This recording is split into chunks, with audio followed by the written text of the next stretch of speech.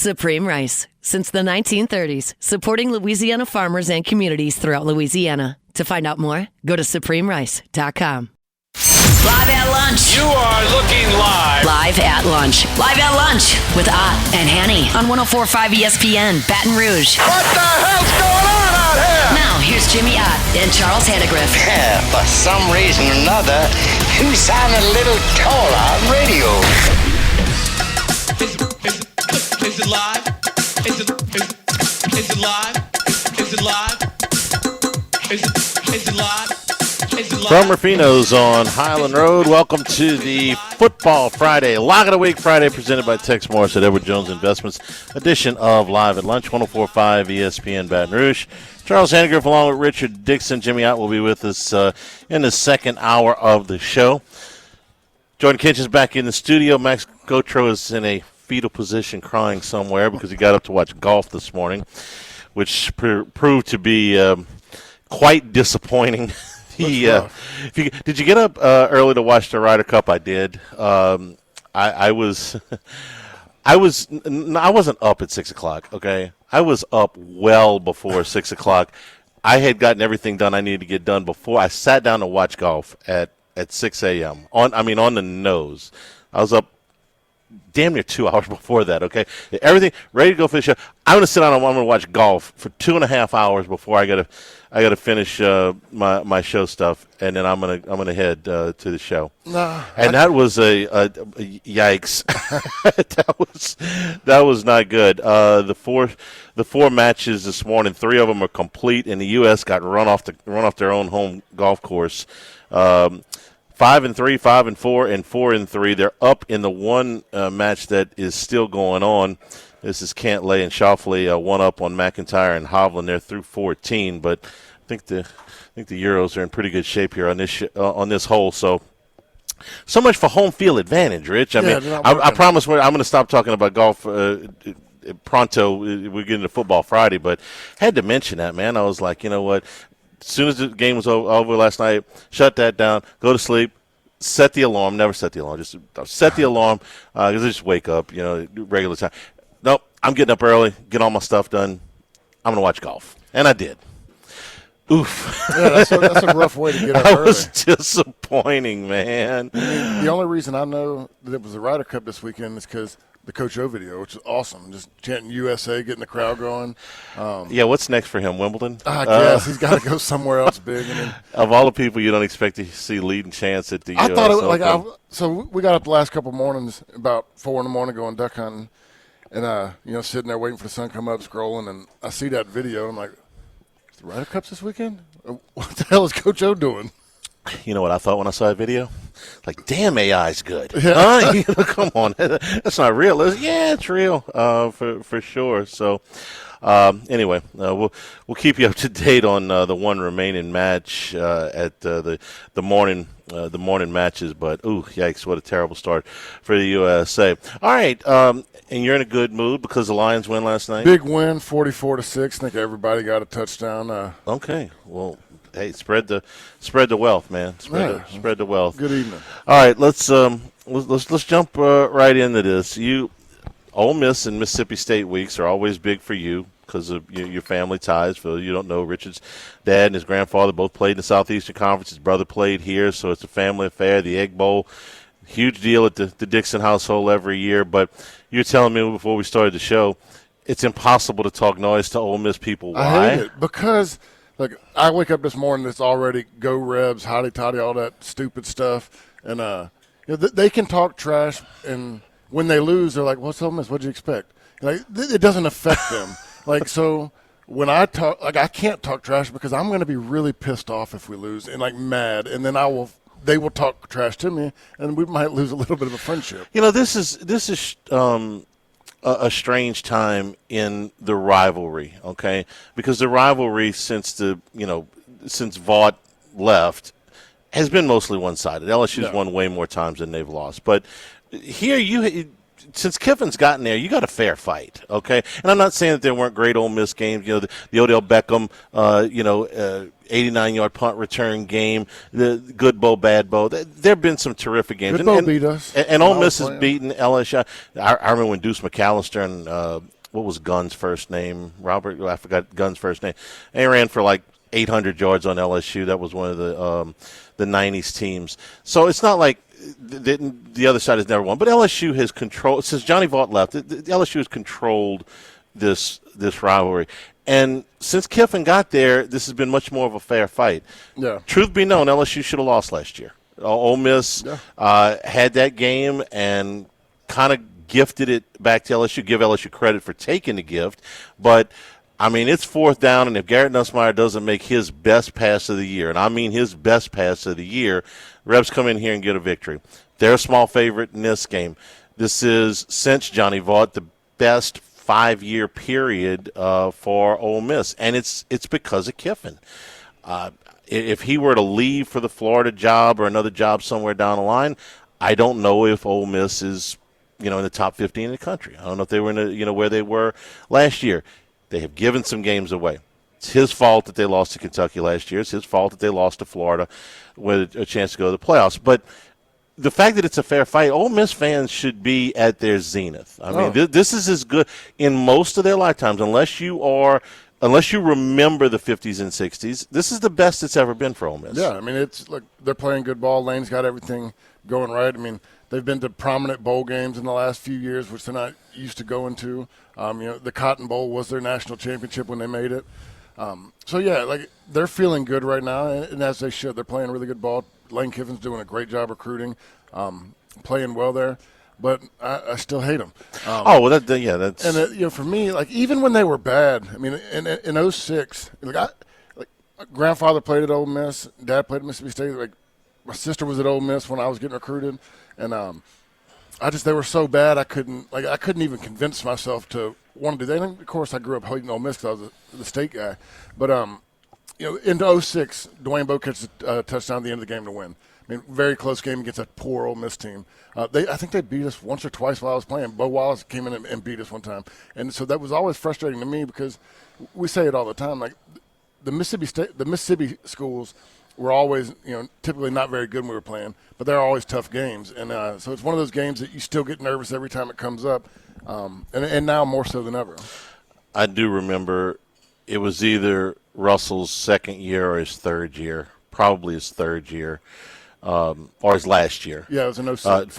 Where Ogeron was a coach there, and he's standing next to Jamarcus in pregame, and it's like, you're bigger than any of our linemen. Yeah. And Jamarcus was a big quarterback, but still, that was how far the gap was back then. And Ogeron didn't keep the job, but he did recruit. Yeah, he did recruit at a pretty good level. At all that in mind.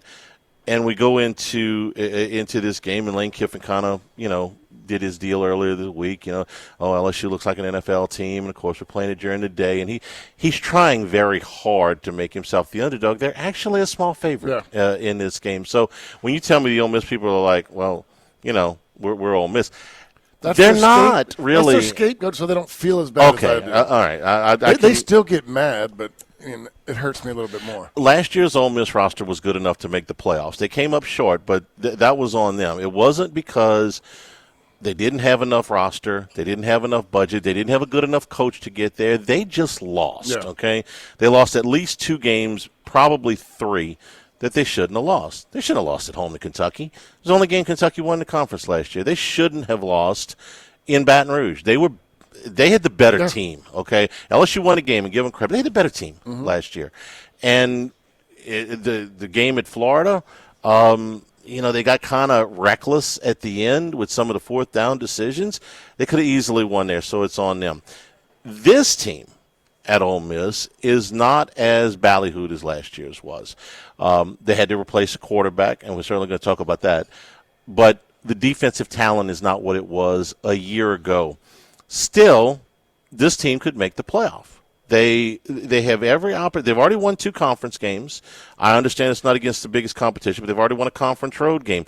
If they were to get this one, they could lose to Georgia and Oklahoma on the road and still make the playoffs. That's how big this game is, and those figure to be, we'll see where Mateer is by the time they get there at the end of October, but they'll be favored in the other games. So this one is huge for Ole Miss. Yeah, I mean, last year, Walter Nolan, they brought in some big boys up front, and they played really physical. Defense was a strength for Lane for probably the first time at Ole Miss. You got Pete over there playing a defensive coordinator. Pete Golding, yeah. Yeah, so Pete Golding's dad was a defensive coordinator at my high school. Really? Yeah, Skip Golden. But they're playing good. They don't have the weapons they had on defense last year, but this is one of those times where Trinidad, the quarterback that's come in the last Trinidad 3 weeks? Chambliss. So he's a guy, when I look at the stats from last week, I know it's Tulane, but Tulane is a pretty dang good team. They've been pretty solid the last few years.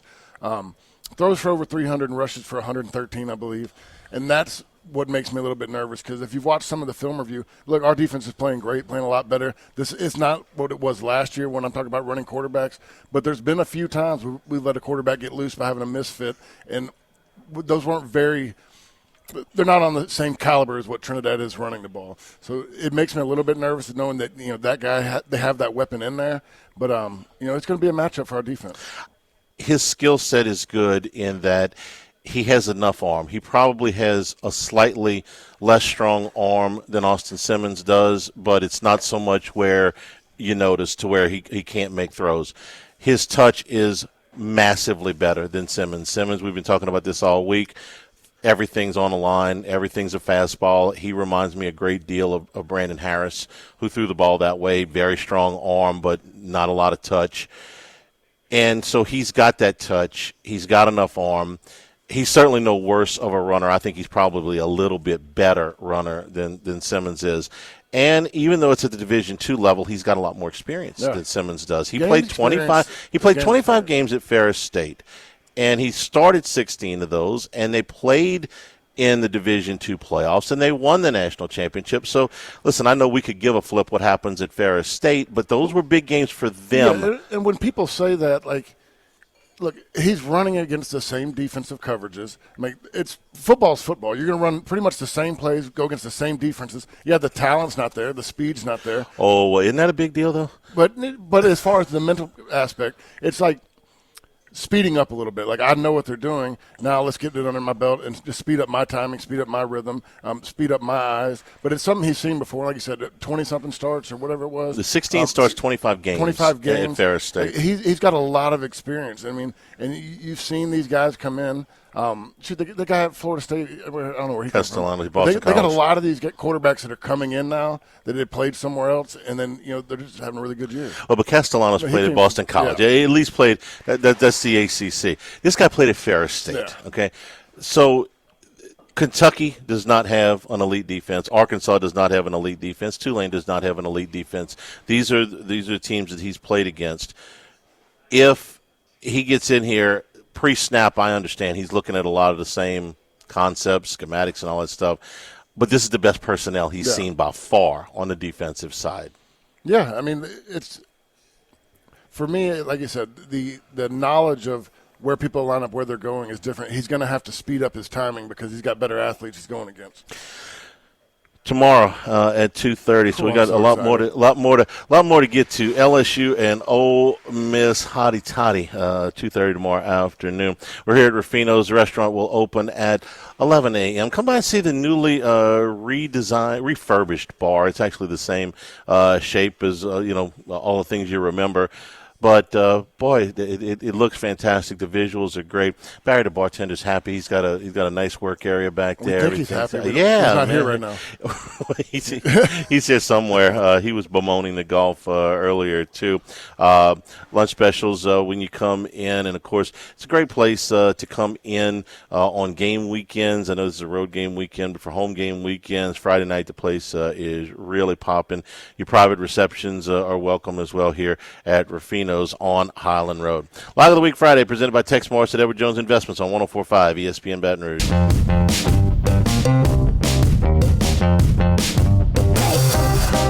It's Lock of the Week Friday, presented by Tex Morris of Edward Jones Investments.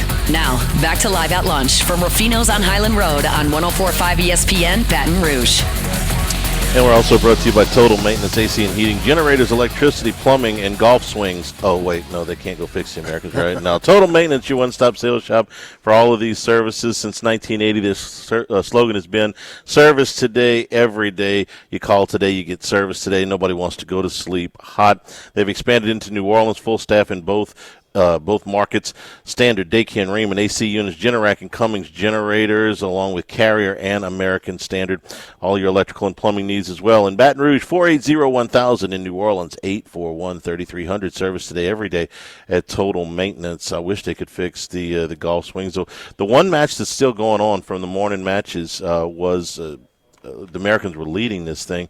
Victor Hovland just made a par putt to tie it. They're going to 16. And if, let me not say, this is Cantlay and Schauffele against Hovland and McIntyre. The Europeans have already won the other three matches. So Americans need this one. It's kind of an understatement. So we'll keep you up to date on that one. They are now through 15 all square. All right, Rich, let's talk about LSU last week against Southeastern. Obviously an overmatched opponent.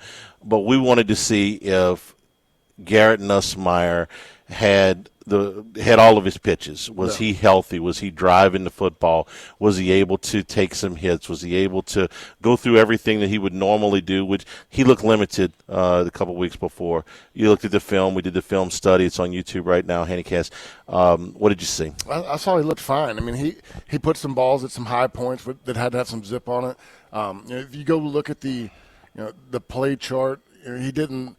It's not going to say we threw. It's not going to look like we threw a lot of deep balls. I mean, the deepest pass he threw was a 25-yard touchdown. But I mean, he took some shots down the field. Those balls, there were some balls that were in the air for over 40, 45 yards. A couple of them. And the ones that impressed me, like that's fine. What I was frustrated with early on before we knew he had an injury is when you'd see the backside plays where he wouldn't come to it, he wasn't coming off of it, because it's one of those where you really had to torque your torso. You had to turn and zip the ball in there. And He made those passes against Southeastern. There was a few of them. I'm trying to remember if it was Aaron Anderson. There was one of them where he was come across the backside and he threw a high point ball on a rope, and it was the Garrett Nussmeier we expect to see.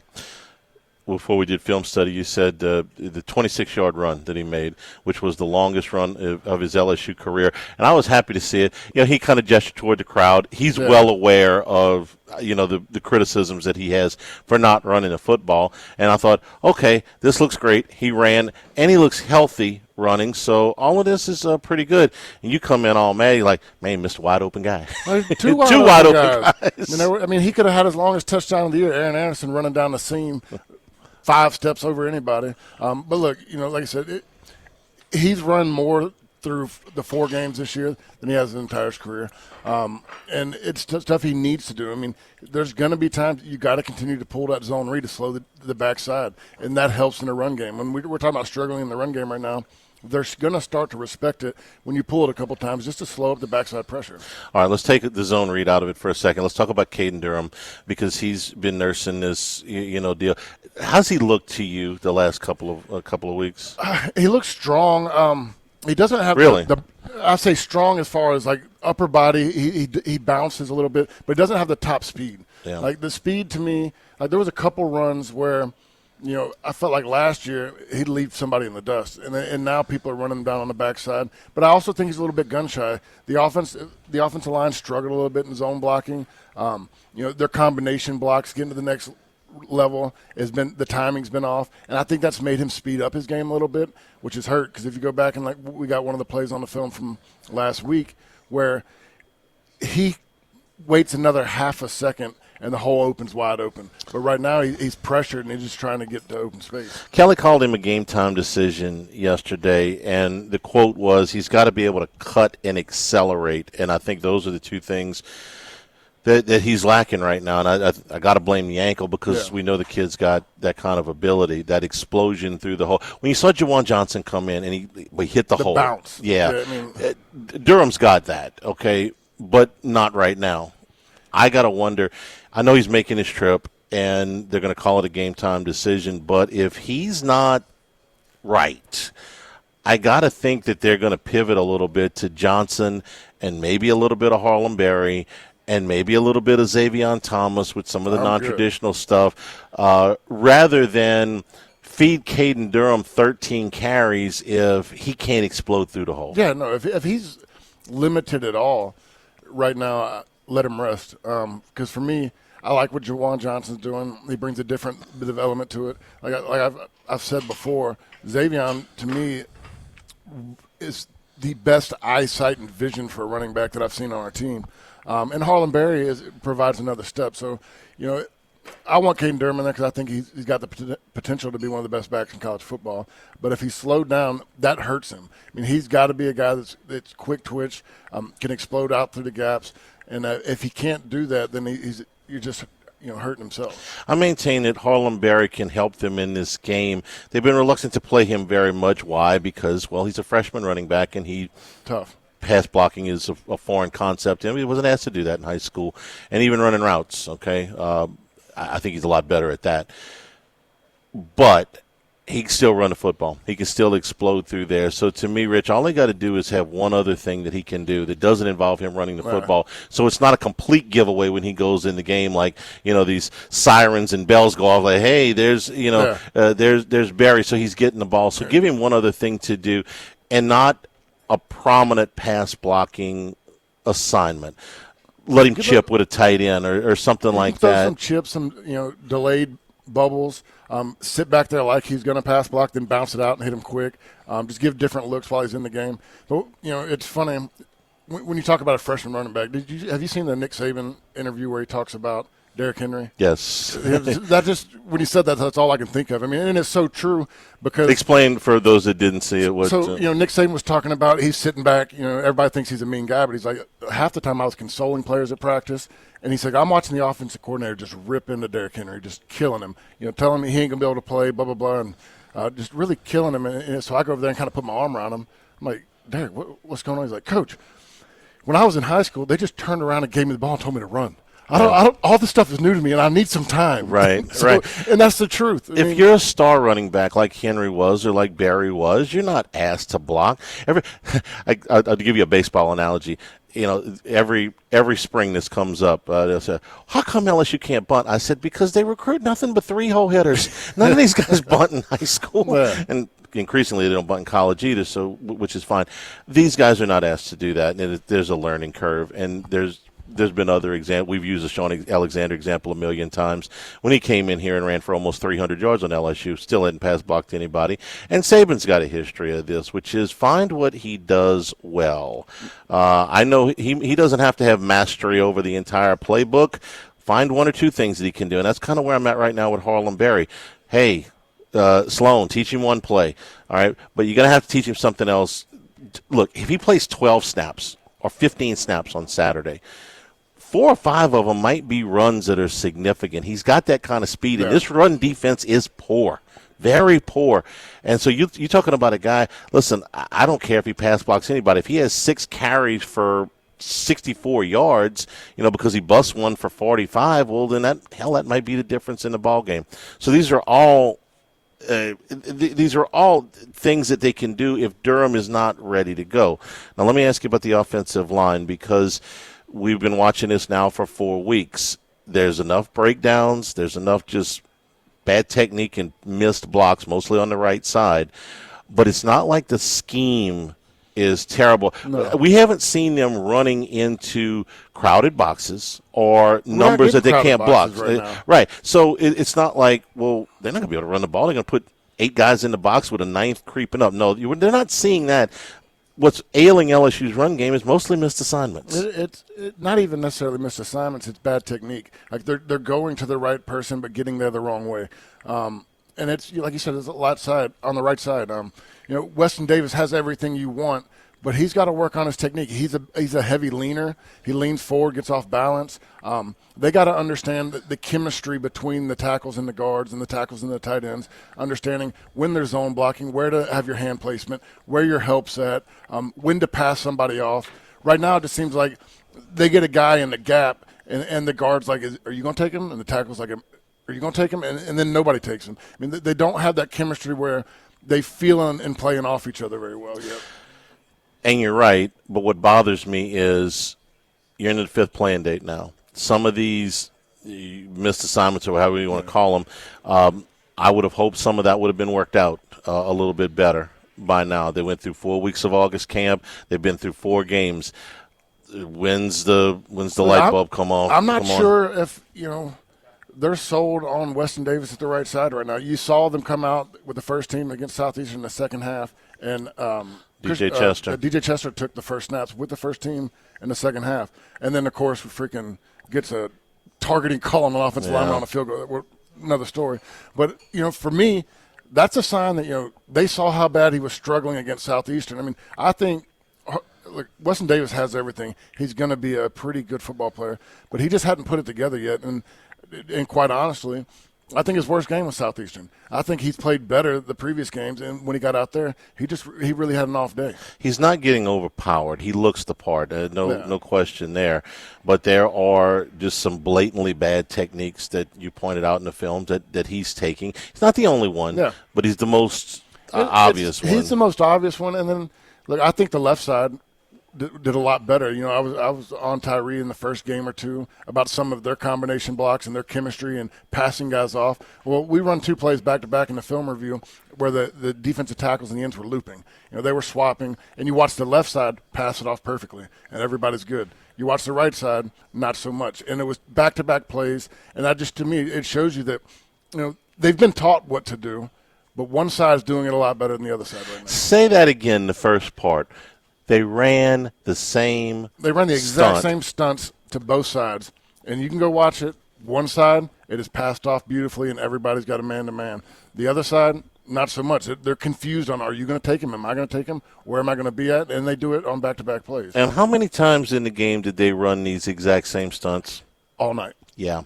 It wasn't exotic. It was the same damn thing that they ran it. This is where, and I've been critical of Brad Davis at times, but this is where the criticism of him breaks down a little bit. If the left side is doing it and the right side ain't, then who can I blame? They're obviously teaching this, but some guys are not getting it, some guys are. Yeah, and I'm trying to think of the age gap. I mean, Tyree and Weston, are they he's older? redshirt. Davis is a redshirt freshman. He's been and here. And Tyree's a redshirt sophomore? Yeah. Okay, so, I mean, there's a little bit more. But, I mean, you got 2 new guards on both sides.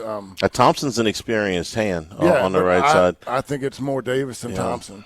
And it's just like you got to understand. I tell you all the time, me and Saron Black played next to each other for 4 years. I didn't need to make a call. He knew what I was going to do, and he knew what I was going to do. And once you get chemistry like that, you play so much faster because there's no longer thinking. Like it's just a feel. You feel it, and those guys aren't feeling it right now. It's not in my nature to single out any one guy on an offensive line unless you kind of have to. No.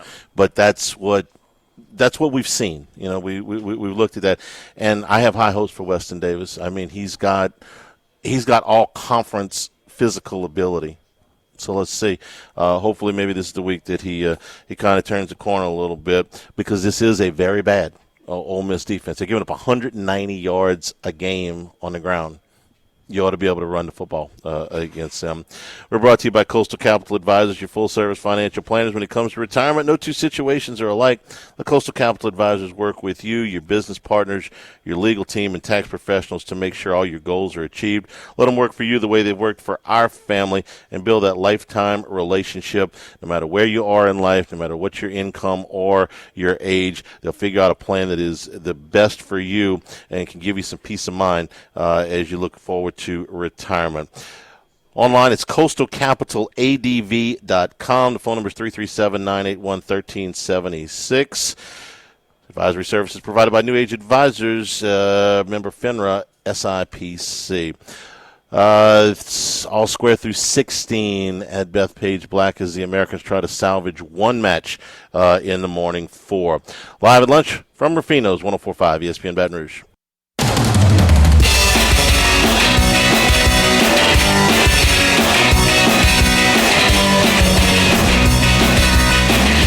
It's Lock of the Week Friday, presented by Tex Morris of Edward Jones Investments. Now, back to Live at Lunch from Rufino's on Highland Road on 104.5 ESPN Baton Rouge. Also brought to you by the Morris Insurance Group. Those hard-to-insure items. The Morris Insurance Group I urge you to look again.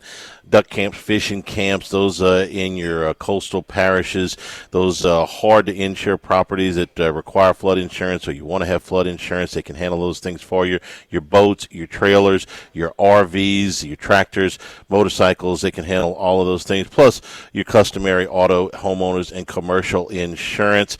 Give them a call at 201-0007, 225-201-0007, or online it's morris-ig.com. They'll give you a quote, let you look again at some of these items. Talk to my man Buzzy Hydell, again, 225-201-0007.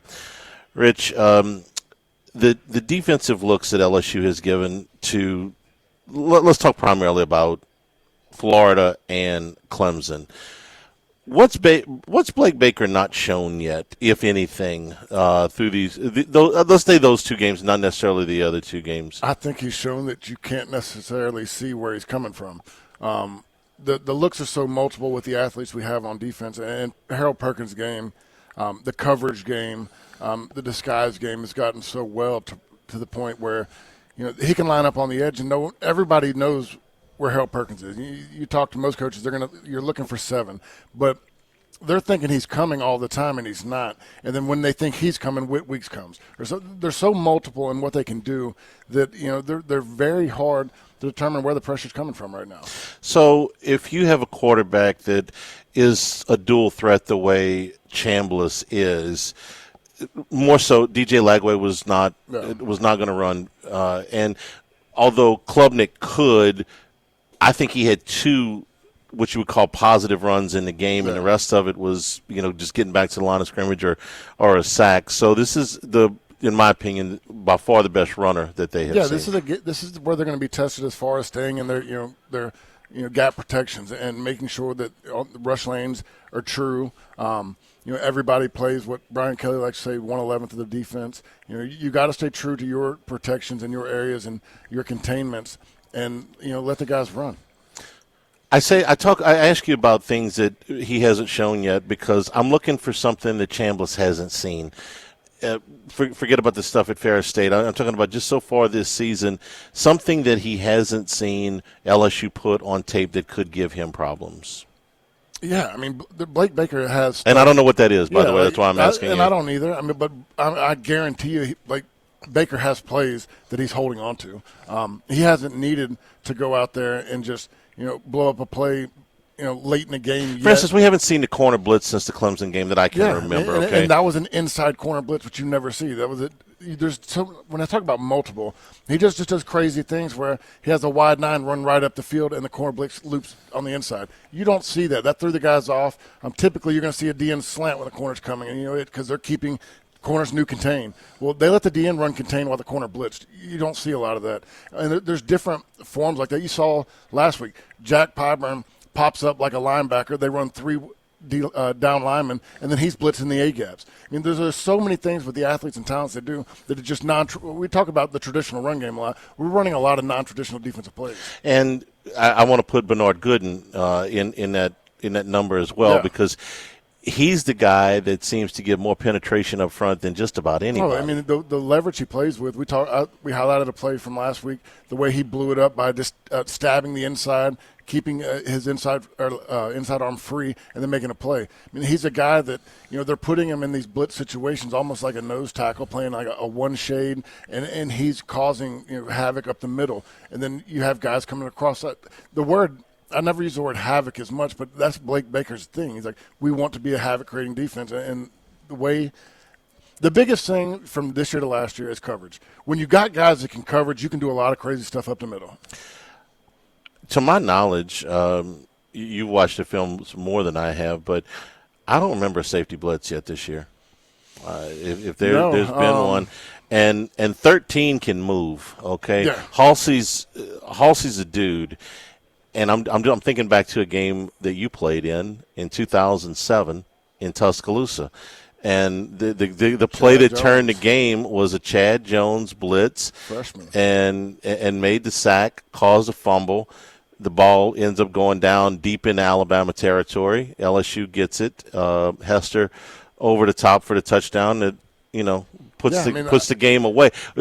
I'm not talking about doing this 10 times. I'm talking about doing this once. No, maybe. when you say that, the first thing that came to my mind was 06, like LaRon Landry. Well, LaRon Landry, was a heat-seeking missile. I can't expect him to do that. No, but to me, like that was prime time. That's what safety was back then. And I still in my mind, like I remember getting recruited, watching LaRon destroy a quarterback and stand over him, just like you got it. I thought he had killed John Parker Wilson one night. I was like, "Oh my God, get the trainers out there." That style of football is no longer allowed. No. But Halsey is an extremely. He moves well. He's thick. He looks like he could play that star position if he had to. I mean, that's just his body build. But he comes up. I mean, you got Halsey. To me, is the most. Obviously, he's the best safety we got. I think P.J. Woodland. You got 3 DJ Pickett. Watch DJ Pickett's playing more and more and more. I mean, it wouldn't surprise me if he starts this game. He's a guy that he's gotten rid of that freshman tag at this point. And it's just when you have guys that can play man-to-man coverage like that, or when you're going to play zone, that understand where they're supposed to be, and they can delay time. That's where you get coverage sacks, and you're allowed to create pressure. And I like Woodland a lot. I think I liked him the first day we saw him. Like, man, look, just get him a little time in the weight room and get him a little experience. He's going to be good, and he is. But Pickett is a precocious talent. And in my head, this is what I got rumbling around in the noggin right now is they get to November and they're in good shape, and you put Delane, who's got, I believe, the highest defensive back coverage grade on Pro Football Focus in the conference, if not the country. You don't think of Delane because they're not throwing at him. No. You put somebody like Pickett on the other side with 7-8 games under his belt, and in good luck, because you're going to be able to tie up a couple of these guys. And that's kind of exciting to me, because if you can do that, you're going to give Blake Baker total control of his playbook at any time. He can do anything he wants where there's not maybe some liability somewhere. And I'm not saying Woodland's a liability. I think he's a really good player. But Pickett is a different cat. I mean, he's on the same, and I'm not calling him Patrick Peterson, but I played with Pat as a freshman, and it's like the same time frame. Like, we're putting him in the game. Eventually, we're in game 4. You're going to get to a point where you can't take him off the field, and that's what Patrick Peterson did. I mean, the more he plays, I mean, he's a pretty highly graded, pass coverage as well. I think he was one of the highest last week. I know that's Southeastern, but he's coming along so fast to where, I mean, he's going to get to the point you can't take him off. Peterson was an enormous recruit the same way Pickett was. You were senior his freshman year. All right, take me through the progression from the first time you saw him to the end of the year. The first time you saw him, he was a freak. He could do everything physically with the guys who were already there, but it was just the mental side of it. You had some older receivers. You had Brandon LaFell over there. They could have some witty things that he knew that as a freshman, you're used to just being out athleticizing people. Well, whatever the word is. I knew what you meant. There's things you can do when I talk about stemming a receiver. Look them off with your eyes, lean. I mean, the intricacies of the game where you create space. And as a receiver, you're always trying to find ways to create space. And when he hasn't seen a guy lean like that or give a head nod or move him with his eyes, that's the stuff that took Peterson a little bit of time to get used to. But once he realizes that if you watch their hips, you watch their chest, and you understand what they can and can't do from the positions and locations they're in, that's when your game keeps getting better. I like the story you told me off the air, probably last year, a year before. None of the upperclassmen ever, I don't want to use the word hazing, but they didn't mess with him even as a freshman. No, because every freshman gets an initiation, if you will. There's certain guys that walk into the locker room and you're like, don't mess with that cat. Don't mess with him. He's going to be one of us really quick. Yeah. And so Pickett is a different looking athlete than what Peterson was. He's taller. He's not as thick as Peterson was as a freshman. He is not yet as physical as Peterson was, but he is longer. No. He's longer than damn near any cornerback I've seen come through here. He's the long arms, the long stride. He plays the ball like a receiver. He's a special. You don't see too much. What is he? 6'4", 6'5"? He's listed as 6'4", which it looks about right. Looks right. You don't see guys move and get out their hips like that. I mean, that's Patrick was 6'1", maybe 6'2", but I want to say 6'1"-ish. And he was a huge corner at the time. We wanted to play with 6 foot better corners. DJ Pickett's something different. Maybe and if this game comes down to one play, and the odds makers suggest that this is going to come down to one play, they're not always right. There are some people, one does an afternoon show for us, thinks LSU is going to run Ole Miss right off the field. I hope he's right. I tend to think it's going to be a little bit closer than that, but it might be one play tomorrow. And it might be Harlem Berry or DJ Pickett or somebody we're not expecting to make that. Maybe it's Halsey on a safety blitz. Maybe, it's just something that we haven't seen to this point yet. Or, maybe Matt's right and LSU, runs them right out of their own building, but there's a lot to it. Yeah, I mean, I think the pressure's on the offense for this game. Absolutely, absolutely. Because you go out and produce because the defense can't be expected to hold Ole Miss to 10 points in Oxford. I think you got to score 24, 28, and defense has to play great. So the total was 54 earlier in the week. I think it's 55 today. So this is about 27 points a side. Is 27 points enough? I think that. Yeah. Or can you get by with less than that? I was stretching it to 24. My initial thought was 27, 28. I mean, look, nobody scored over 10 on the defense. This is going to be the best offense they faced, in my opinion. Holding a team like that to 17 to 24, I think is very acceptable, and you got to get higher than that. I'm gonna take 27. If they give me 27 right now, I'll take it. We're brought to you by Louisiana Health and Injury Centers, helping you deal with pain. Dr. Mike Goff and his staff done a great job for us. So if you got back pain, neck pain, muscle soreness, things that are keeping you from getting around as well as you'd like, or old injuries flaring up, maybe you're not getting a good night's sleep, let them help you out. They've helped our family many times over the years. So let them get you into a program that will target those problem areas and get you to feeling better. Airline Highway, Plank Road, Jefferson Highway near Drusilla. Dr. Michael Goff, Louisiana Health and Injury Centers. Live of the Week Friday presented by Tex Morris at Edward Jones Investments from Rufino's on 104.5 ESPN Baton Rouge.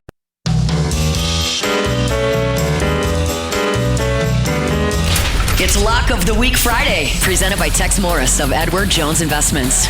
Now, back to Live at Lunch from Rufino's on Highland Road on 104.5 ESPN Baton Rouge. Well, the Americans save one match. Cantlay and Shoffley beat McIntyre and Hovland. So after the first 4 matches, it's 3-1 Europe. But, man, this thing was tied with 2 holes to go. So at least they got one.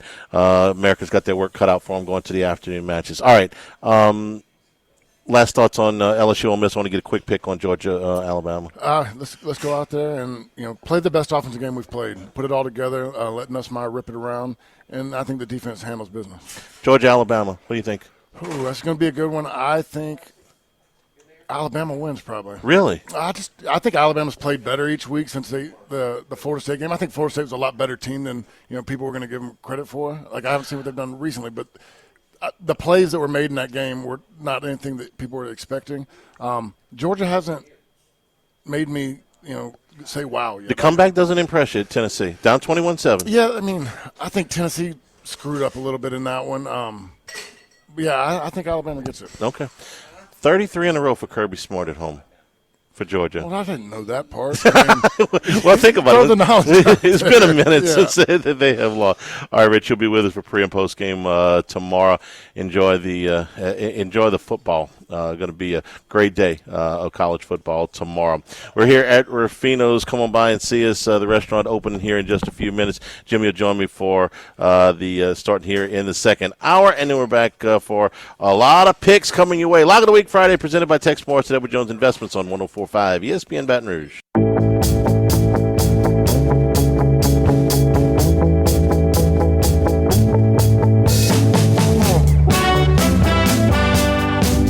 It's Lock of the Week Friday, presented by Tex Morris of Edward Jones Investments. Now, back to Live at Lunch from Rufino's on Highland Road on 104.5 ESPN Baton Rouge. And return here for our Lock of the Week Friday.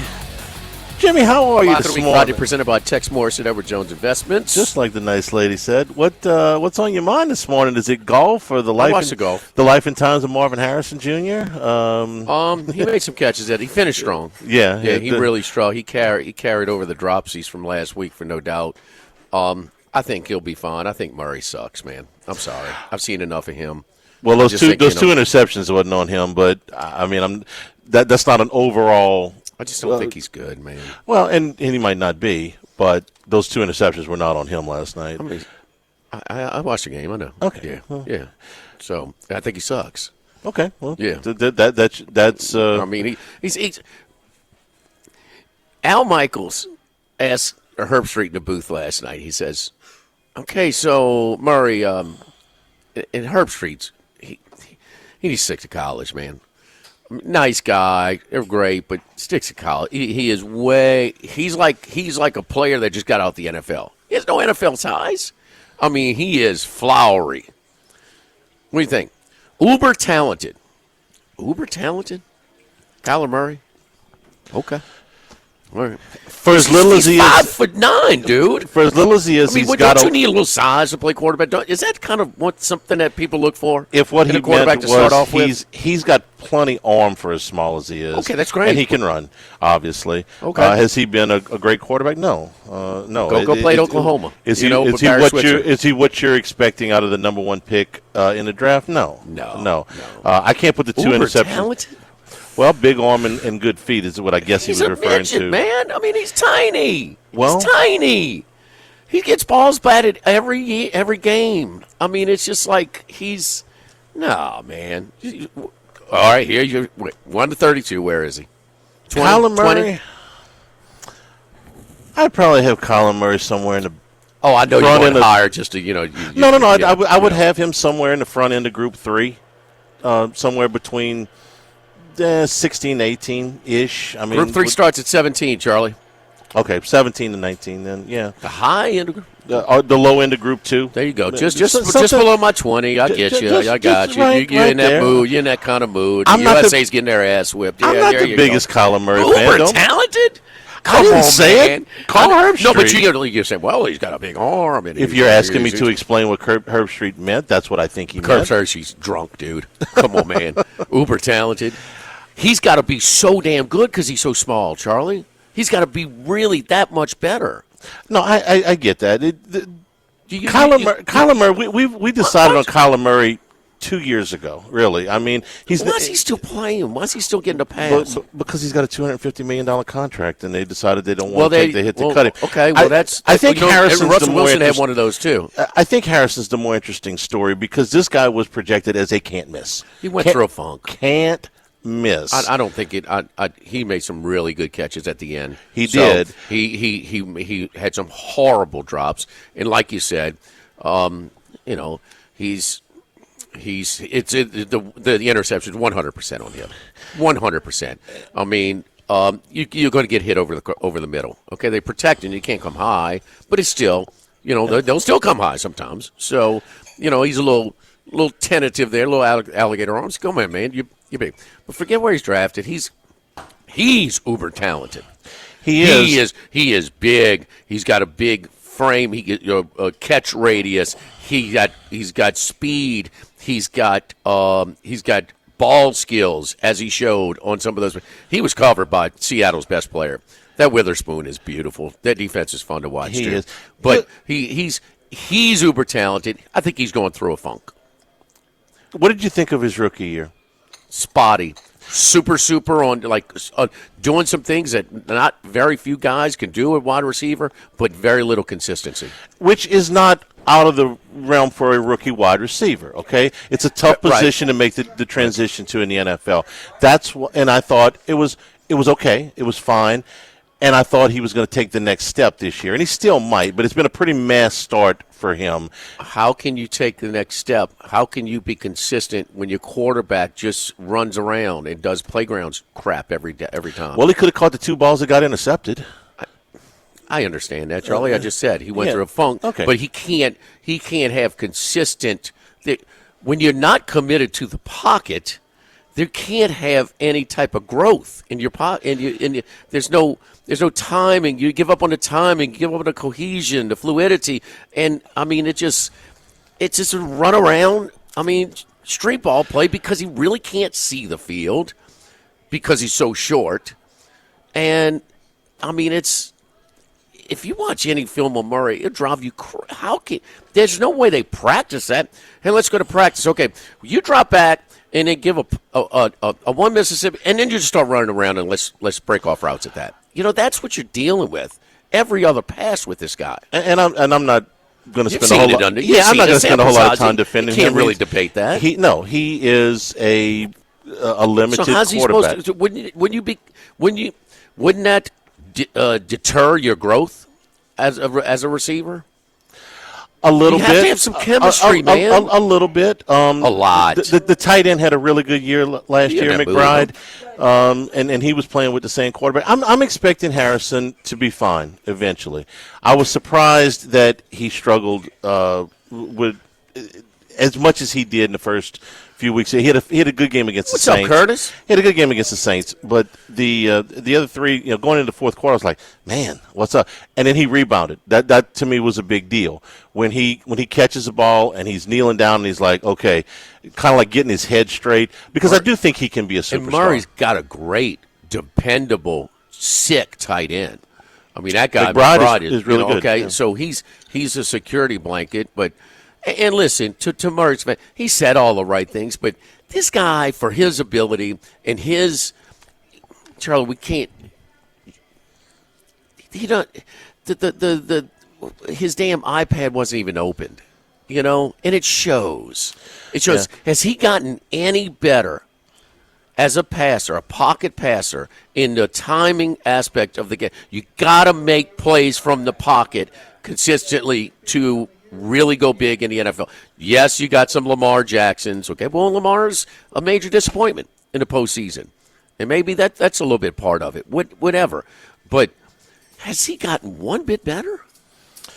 No, he's largely the same quarterback that he was 3 years ago, and the numbers bear that out. Yeah, it's about where he is. Maybe I'm a little bit more perturbed or more strong because it was a standalone game. How many times I'm going to have the sound on Arizona at my house or at the Queen? Yeah, well, East Carolina put Army away early, so yeah, everything was on. Army on dropped 2 passes on 4th down. Yes, they did. 2 passes. It was 21-0 before they looked up. Yeah, they're not good this year. All right, so let me ask you about the other side. Seattle takes advantage of the special teams mistake. They missed the landing zone. And he puts. How do you do that, huh? Yeah, that's Come a on, big. man. And he makes the big. It's the game. Now let's talk about another Ohio State receiver who does look like he has moved himself into the top 8 to 10 receivers in the league. Jackson Smith-Njigba, one of the best bowl games ever, where the bowl games have been a little bit deteriorated, not part of the playoff system. That bowl game on New Year's Day, Cam Rising in Utah against it was your boy for the Texans, right? Quarterback. Or was it? It wasn't Fields. Yeah, it was C.J. Stroud. Stroud, Smith-Njigba, Harrison was on it. Smith-Njigba mate.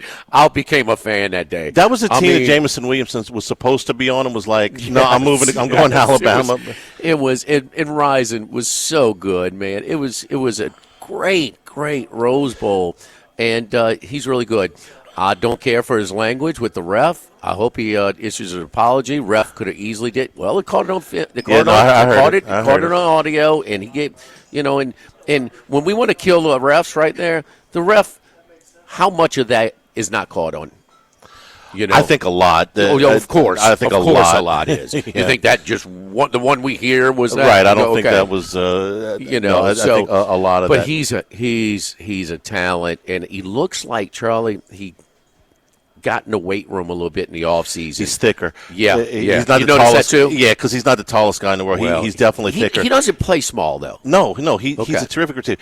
His numbers, what I'm trying to tie this all into, as a rookie 2 years ago, were very similar to the rookie numbers of Marvin Harrison. Okay, he caught 4 less balls for 100 less yards and 4 less touchdowns, but over 17 games there wasn't a ton of difference. And last year, in his second year, he caught 100 balls and he was over 1,000 yards. And that's the kind of jump that I'm looking for Marvin Harrison to make in year number 2. Now, is Smith-Njigba playing with better quarterbacks? Yeah, he played with Geno Smith last year, who I think is better than Kyler Murray, and he's playing with Sam Darnold this year, who I think right this second is better than Kyler Murray. But that's the kind of jump I'm looking for, just because they play at Ohio State. Who do you think is going to be better between Geno Smith and Darnold? This year? Well, yeah, Geno Smith last year, Darnold this year.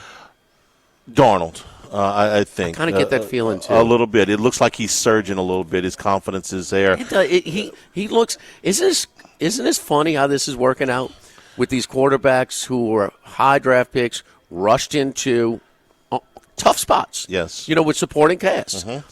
Took their break. We're ready to write them off, and they're they got some seasoning. They hung around, and now they're took your lump somewhere they're else. Solid quarterbacks. Yeah, I mean, Darnold's got to be upper half now.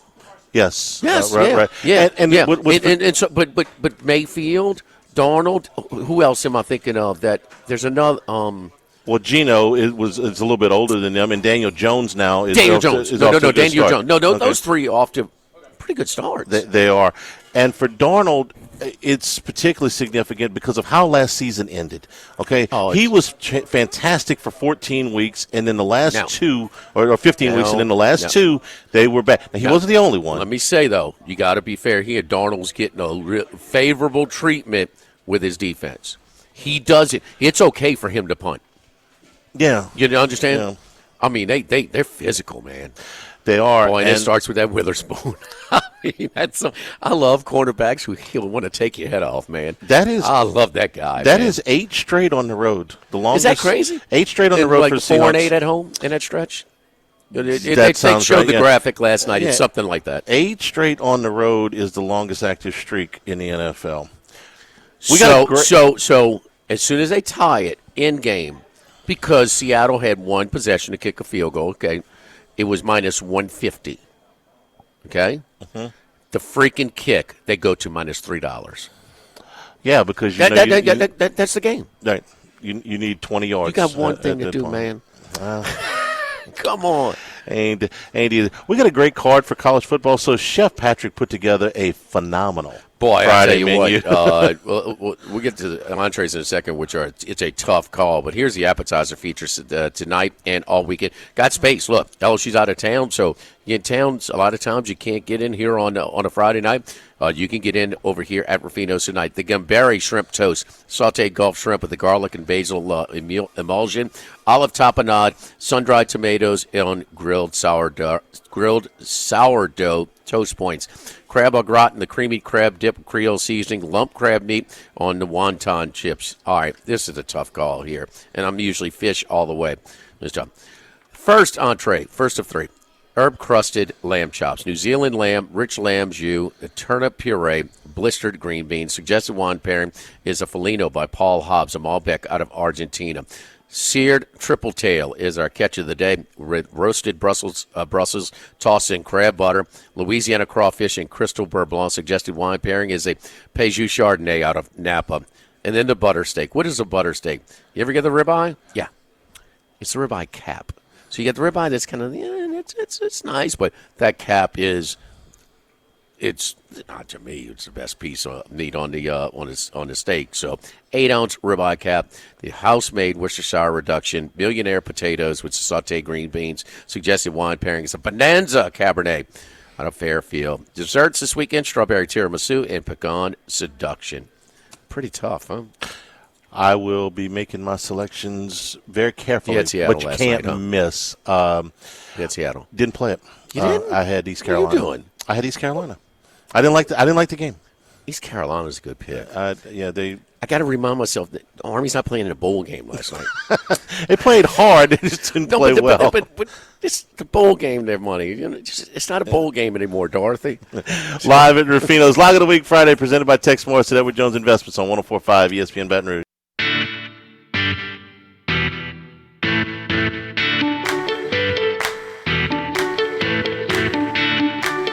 It's Lock of the Week Friday, presented by Tex Morris of Edward Jones Investments. Now, back to Live at Lunch from Rufino's on Highland Road on 104.5 ESPN Baton Rouge. All right, Chris Massaro. Chris, you in Vegas, San Diego? I think you're in Vegas right now. I can't keep up with you, boy. No, I'm back in San Diego, back to Vegas next week for UFC. But I tell you, my new favorite part of coming on with you guys every Friday is listening to you, Jimmy, pronounce the food pairings And Blasian. There was a couple funny ones you had today. I liked it. Hey, look. If you really want to laugh, let Charlie do them. But anyway, now, okay, Italian Stallion. I'll leave the next one up to you because I want you to do some of the French pronunciation. So I'll and I can have a field day with you. So, Mr. Articulate. I can do this. I can say we're having fish and lamb. I can do that. Fish, lamb, and steak. Yeah. Yes, indeed. What's so hard yes, about that? indeed. I noticed you have the wine pronunciations down perfectly, Jimmy. No problems with the wine pronunciations. That's not an accident. So wait. Oh, was it? Wait. Which one did I mess up? The basil emulsion? Yeah, emulsion. Yeah, I thought that was a little off. I wasn't sure. What is it? I'm not sure because I don't even know what we're talking about for the type of food. It just sounded funny when it was coming out of your mouth. I don't know. The chef was on me a second ago. Oh, okay. I thought you were correcting me. Okay, I know. But anyway, so you had the Rams last week? No, I didn't have the Rams, but so far the NFL season, I can give it or take it, and it's just been most of it just you can take it because the referees, the crazy plays, the fumbles, the bad beats I've been on so far, not too good. My two biggest bets of the year have been Baltimore in Week 1 and over in New England, Pittsburgh last week, and it's pretty hard to turn the ball over twice inside the opponent's 2-yard line, but the Patriots figured out a way to do that. Then they figured out a way to throw a fourth down and 2 pass, 1.5 yards to be stopped at the end of the game. So you get that game to 21-21. We got an automatic over, and they had the fumble and the interception inside Pittsburgh's 2. The one play to end the first half, and then right away in the third quarter, for some reason, Stevenson's still in the game. After fumbling earlier in the first quarter, he fumbles in the third quarter, goes into the end zone for a touchback. So, 21 points pretty much left off the board there for the Patriots. A game they should have won and a game that definitely should have gone over. All right, we followed you, but what was a tougher beat? Because I had the double, razoo on that one. I had Patriots and I had the over. Separate bets, not hooked up. What was the tougher beat? Well, I would say, they're probably both the same. I guess probably the Patriots because I'd probably say the Patriots because the two plays picked off in the end zone. Pittsburgh was doing their best to kind of slow the game down. It's pretty obvious Rodgers doesn't have, he doesn't have what he used to have. He doesn't have the ability. He doesn't want to get hit. He's doing a lot of quick outs, or he just backpedals and throws the kind of hero ball to the sidelines where, hey, maybe they catch it, maybe it goes out of bounds. So probably the Patriots. And, even worse, I had the Patriots and over teaser, which I mentioned on the show on Sunday. And, of course, we can't get there with the total, and it's a loser. So just a couple rough starts to the season for me. Ole Miss this week, you get a chuckle out of when I call them the runts. But the runts with Kiffin, they're trouble. Kiffin, they messed up. They didn't handle expectations. Now they have no expectations. They don't have the roster. We both had Ole Miss last year. They were the better roster. LSU has the better roster, but that doesn't mean they're going to go and win tomorrow in Oxford. But you chuckle with the old runts comments. Yeah, the runts, they've done me dirty a couple years in a row here, so it's just tough to trust Lane Kiffin, especially as a favorite. I know everyone seems to be on them this week. The LSU offense has struggled, and you figure if you're going to go into Ole Miss there, you're going to have to put up a bunch of points because Kiffin's going to score. But I'm not on this game this week. I don't really, I don't have any futures either way. Is Nussmeier hurt down there? I've heard rumors of that. No. Even in a run win against SLU, he threw the ball vertically. He threw the ball fine. He moved fine. Zero signs of being less than 100%. Yeah. So I don't know. It seems like everyone's been talking about this game this week, and everyone's on Ole Miss. So that kind of concerns me. Yeah, I'm not going to be on the game, and it's definitely going to be an exciting one to watch. Let's see about this ranking. LSU's in the top 5, and we'll see. We'll see if they can sustain it. They haven't really done much on offense this year. That Clemson win isn't looking too shiny anymore, as we've seen the Clemson debacle this year. So we'll see what the Runts can do. The Runts as a favorite versus LSU, I don't know. I'm going to stay away from it. Well, LSU can't run. Ole Miss can't stop the run. LSU's passing game is loaded with a quarterback and receivers. Their protection, that's a weak link a little bit on his team to this point. So the offensive line, we'll see. But it's strength against strength when Ole Miss has the ball. And just Brian Kelly's got to win this game. I'm sorry. He's got to go in there and take care of business. This is his best roster. He's got the superior roster. He's got the experienced quarterback. I mean, this is not Ole Miss's roster last year. You got to go in there and win that game. Kind of stole it last year. I think absolutely stole it last year. But, I mean, LSU's got a chance to improve their offensive line unit. And that defense is really good. So it's going to be a fun game. It's going to be a fun game. Strength against strength, weakness against weakness to this point. But I don't think Ole Miss is capable of having a good defense. I think LSU is capable of having a very good passing game. Charlie Fair? Yeah, and with Nussmeier, the way he threw the ball last week, he did not look like he was limited in any way. He wasn't limited. He was driving the ball. He was accurate. He looked like a much different quarterback than he did the 2 weeks prior to that. All right, Chris, let's get to your 5-pack. Who are we looking at? Oh, man, there's so many games I like this week. I was having trouble deciding on 5, but I'll give you some opinions, and we can take 5 out of it. I'm going to start with Virginia tonight, +7. I bet it right on the open. I know we're probably down to 6.5. It was +7. It went to +8. Yeah, it went to +8, came right back to +7. I really like this Virginia team. You know, they put up 48, 31, 55, 48. They're averaging 6.9 yards a play. Chandler Morris, senior quarterback, 85 for 120, 71% completion percentage, 1050 yards, 8 touchdowns, only 1 interception. And I'm just not sure how good Florida State is. You know, they caught Alabama in a bad spot. Ty Simpson, his first road game. You know, no expectations. They were 2-10 last year. Alabama figures are going to come in with a cakewalk. Didn't happen.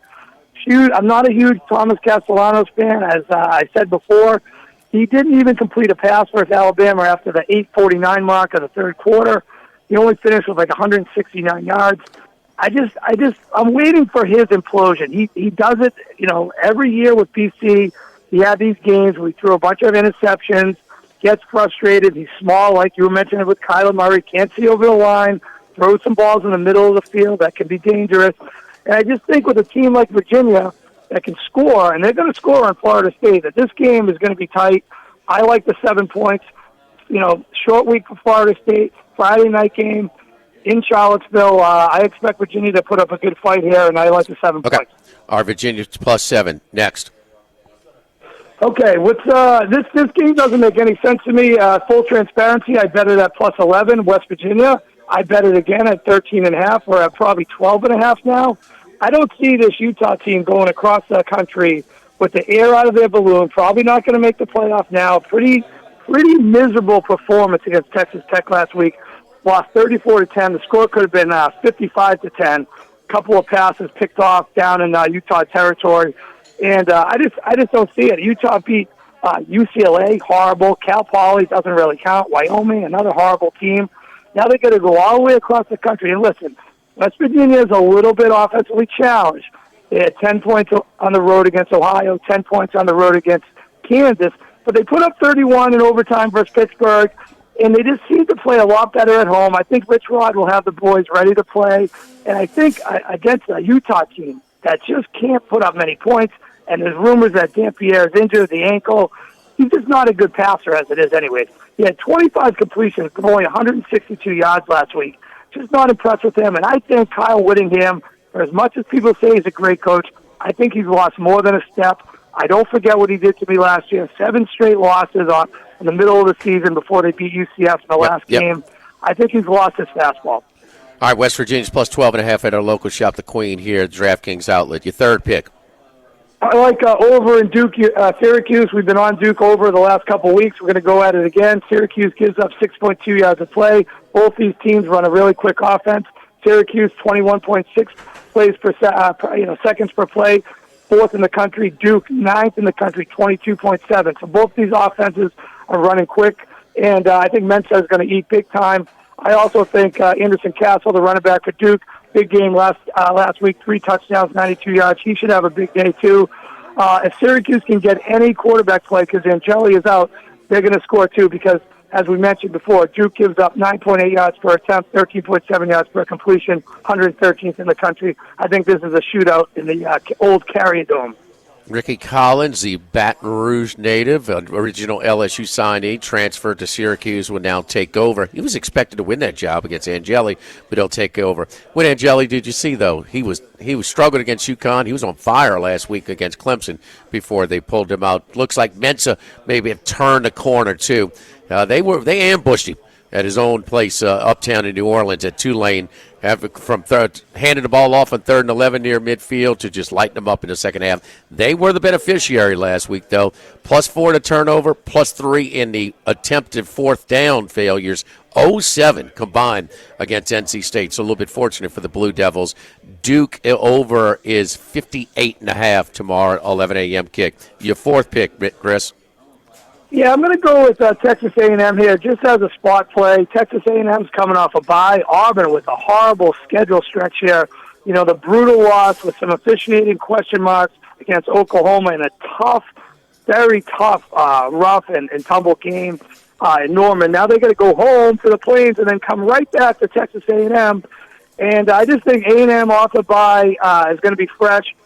Granted, Auburn has a tremendous run defense. They're only giving up 1.9 yards a carry, which is number 1 in the country, but they're facing a top 10 O-line in A&M. It's a big test for Le'Veon Moss, their top back. I expect him to have a pretty big game, even though Auburn is a great run defensive team. I also think you can throw a little bit on Auburn. Auburn gives up 7.4 yards per attempt, 11.8 yards per completion, and you got a great tandem, Marcel Reed, Mario Craver. Check the notes on Mario Craver. 20 completions, 436 yards, 4 touchdowns. I mean, just as a flyer and a Heisman pick, he's 150 to 1 at DraftKings. Might be worth a shot. I laid 5.5. I think we're up to 6.5 now. I think they just wear him down in the 4th quarter, end up getting the cover. Charlie, we're trying to see if Oklahoma fits in the SEC after 2 summer teleconferences, which included all the coaches talking about we're not doing this hideout play, okay? And they run it. 4 different head coaches called the commissioner after they saw the play and said, what are we doing? Yeah, this wasn't an accident. This happened. This was something that they meticulously planned. Yeah. And it's Bush League. That's why they tried to. Look, the other thing they did last week was who'd they find for faking injuries? I'm blanking. It wasn't in the SEC. It was another league. Syracuse. They find that was the other big thing. It was like, look, when you have guys fall down, voluntarily to stop play, that's Bush League. Stop doing it. Welcome to the SEC, the cheating chuck wagon and the Boomer Sooner. All right, Chris, your 5th pick. Who we got this week? I had so many things I like. I kind of want to go against NC State's defense again. Virginia Tech. I think they have a shot. They fired the coach. They've been looking good. My God, but I'm going to go with Arkansas. And I don't know if I want to go Arkansas over, but I'll go Arkansas. I know the line's moved a lot. I just think this Notre Dame secondary is just in a world of hurt right now. You got Taylor Green, almost 1,200 yards already, 12 touchdowns, and I don't think Notre Dame's going to be able to slow Arkansas down. They couldn't slow Purdue down last week. And on the flip side, if you want to play a total in this game, Love's going to have a field day against Arkansas's defense. They're 93rd in the country, giving up 4.5 yards per rush.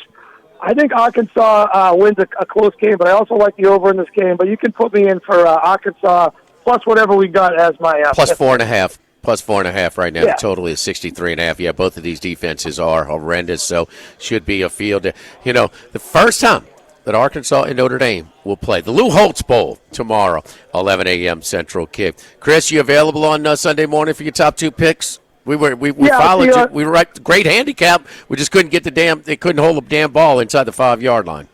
Yeah, we had the rocking chair winner with the under in Cleveland, Green Bay, and then we had a heart attack game in the Patriots. So that's how it goes in the NFL. Chris, good luck to you, buddy. I'm sure I'll be communicating with you over the weekend. Good luck, bud. All right, great. Have a great weekend, guys. Talk to you soon. All right, don't forget our friends at Legacy Title. Chad Reynolds, Legacy Title for all of you real estate closings, 296-0060. Full-service title company servicing all of South Louisiana. Fast, friendly, professional services, which you get from their long-standing team. Ashley Donald, Mariana Haynes, Adrian Galata, Michael Platt, Natalie and Bradford Smith. Buying, building, refinancing. Nobody choose but you. Choose Chad Reynolds and Legacy Title, 296-0060. Lock of the week. Live at Rufino's Live Cardinals. Week Friday, presented by Tex Morris at Edward Jones Investments on 104.5 ESPN Baton Rouge.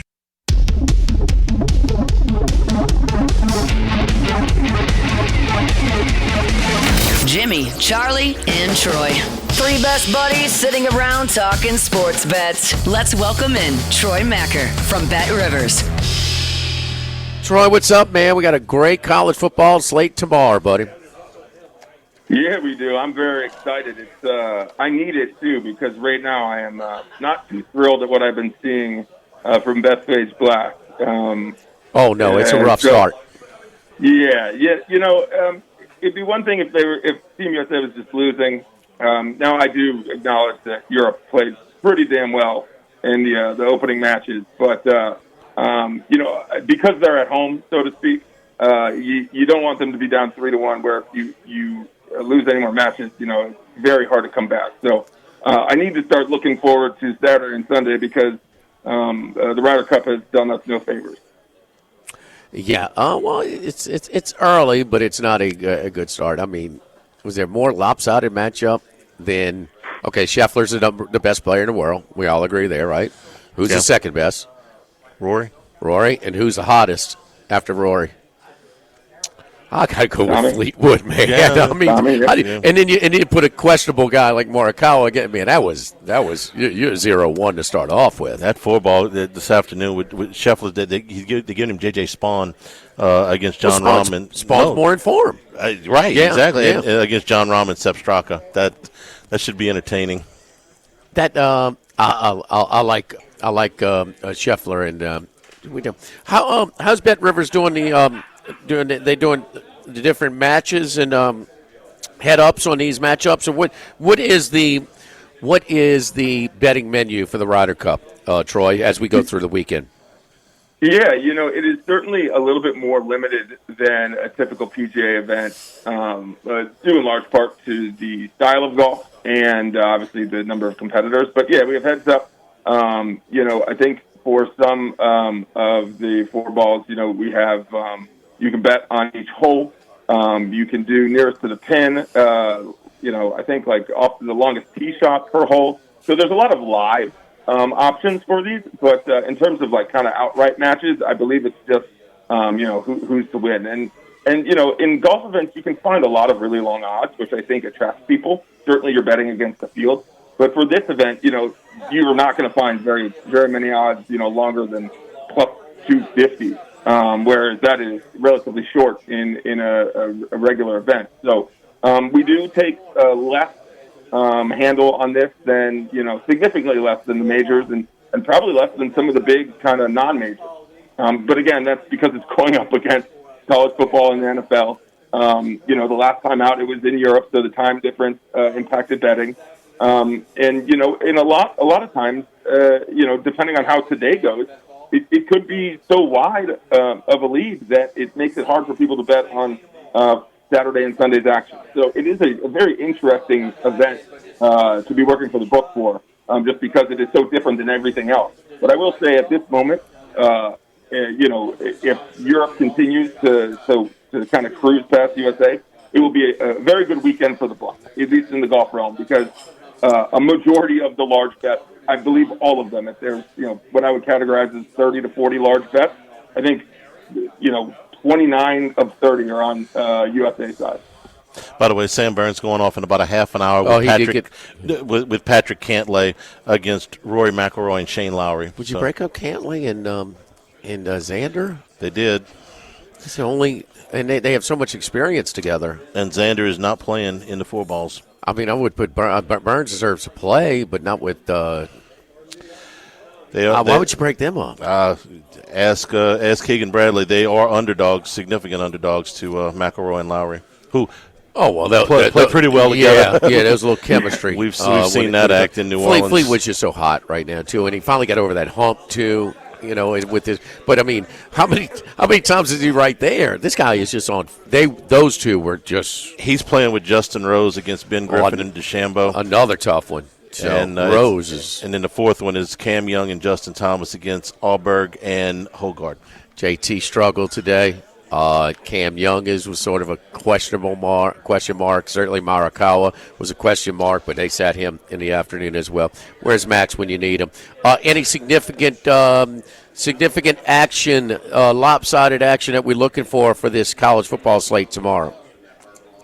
Yeah, at least we'll look at the spread, and there's, now that we're getting into some conference play, and we know a little bit more about where the teams stack up, we're finally starting to see some unanimous picks in that 80% club of the spread, where both 80% of the money and 80% of the tickets. And last year, I believe if you had bet on unanimous spread favorites who were backed by more than 80%, you were winning at like almost an 80% clip, which is excellent. Wow. Now it is college athletes, so, things can and do go wrong, and they're very inconsistent. But, this week, right now, we have, just in the top 5, we have 3. And you're going to have to help me out with one of them. But, we have Vanderbilt minus 23 versus Utah State. Vanderbilt is playing great. It might be a little bit of an overreaction, but Utah State is not good. 84% of the tickets and 88% of the money is on Vanderbilt's cover. Then we have BYU minus 6.5 at Colorado. 84% of the tickets, 85% of the money.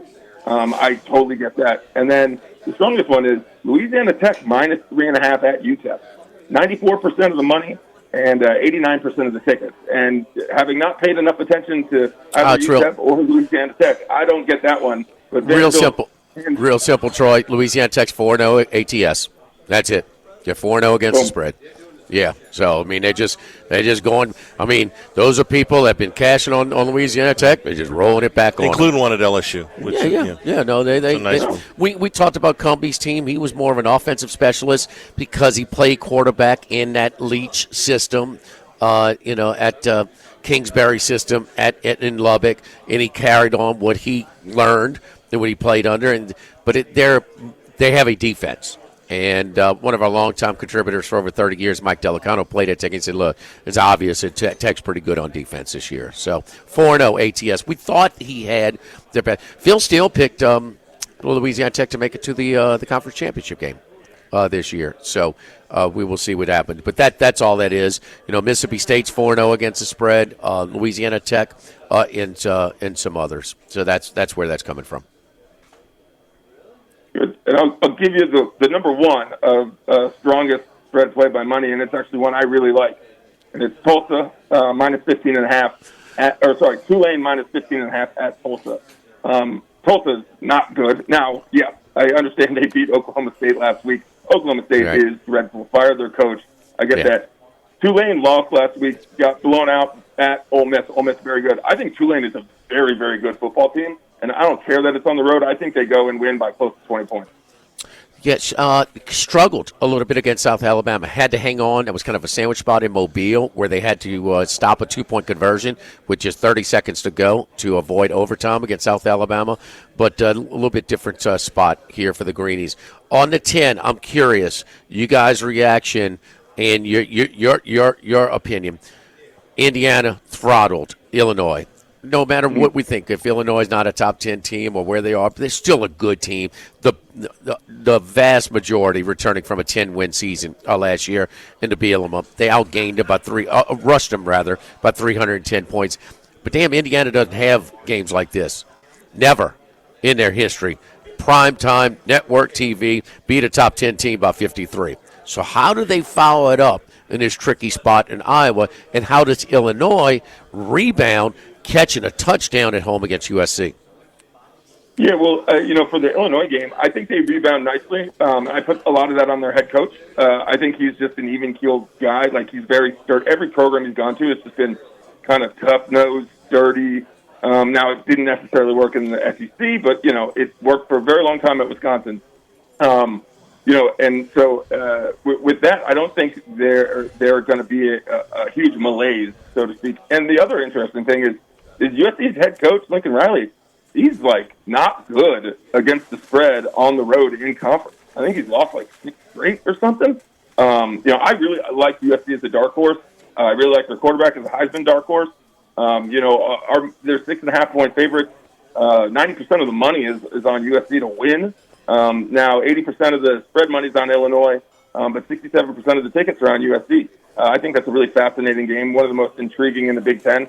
And then Indiana, I didn't want to believe in them last year, and I didn't want to believe in them at the beginning of this year. I thought maybe it was a bit of a mirage. They're a track team. I've been so impressed by them, and I have been horribly unimpressed by Iowa. Their defense is just okay. Their special teams is good, but their offense is inept.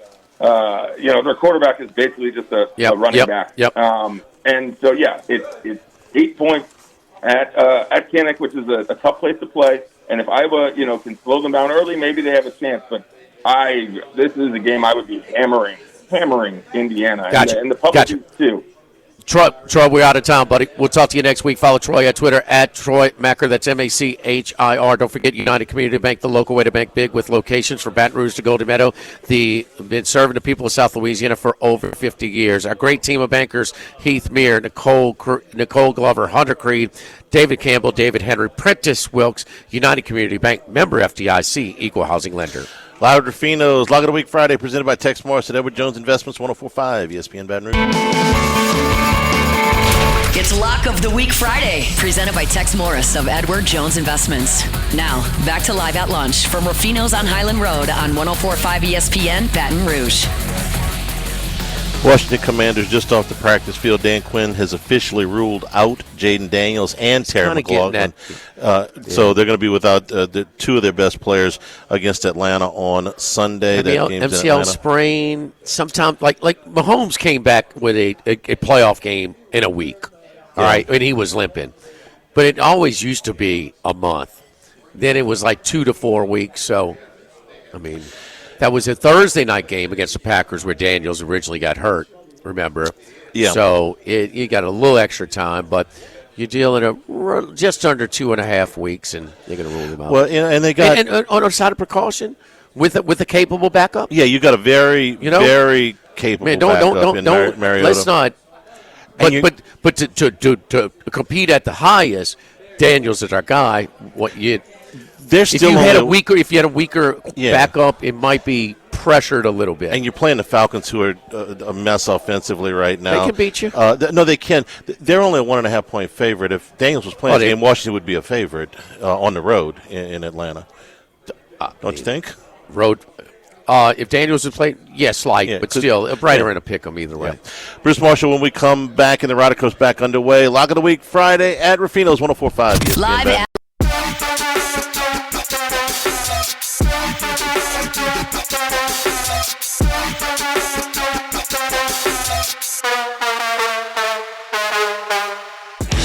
He's out there somewhere in the world. Maybe even your local sports book. Can anybody help us? Let's bring in Bruce Marshall. Brucey, how you doing, buddy? Hey, pretty good there, Jimmy. All right, we got a great slate of college football this week and tomorrow.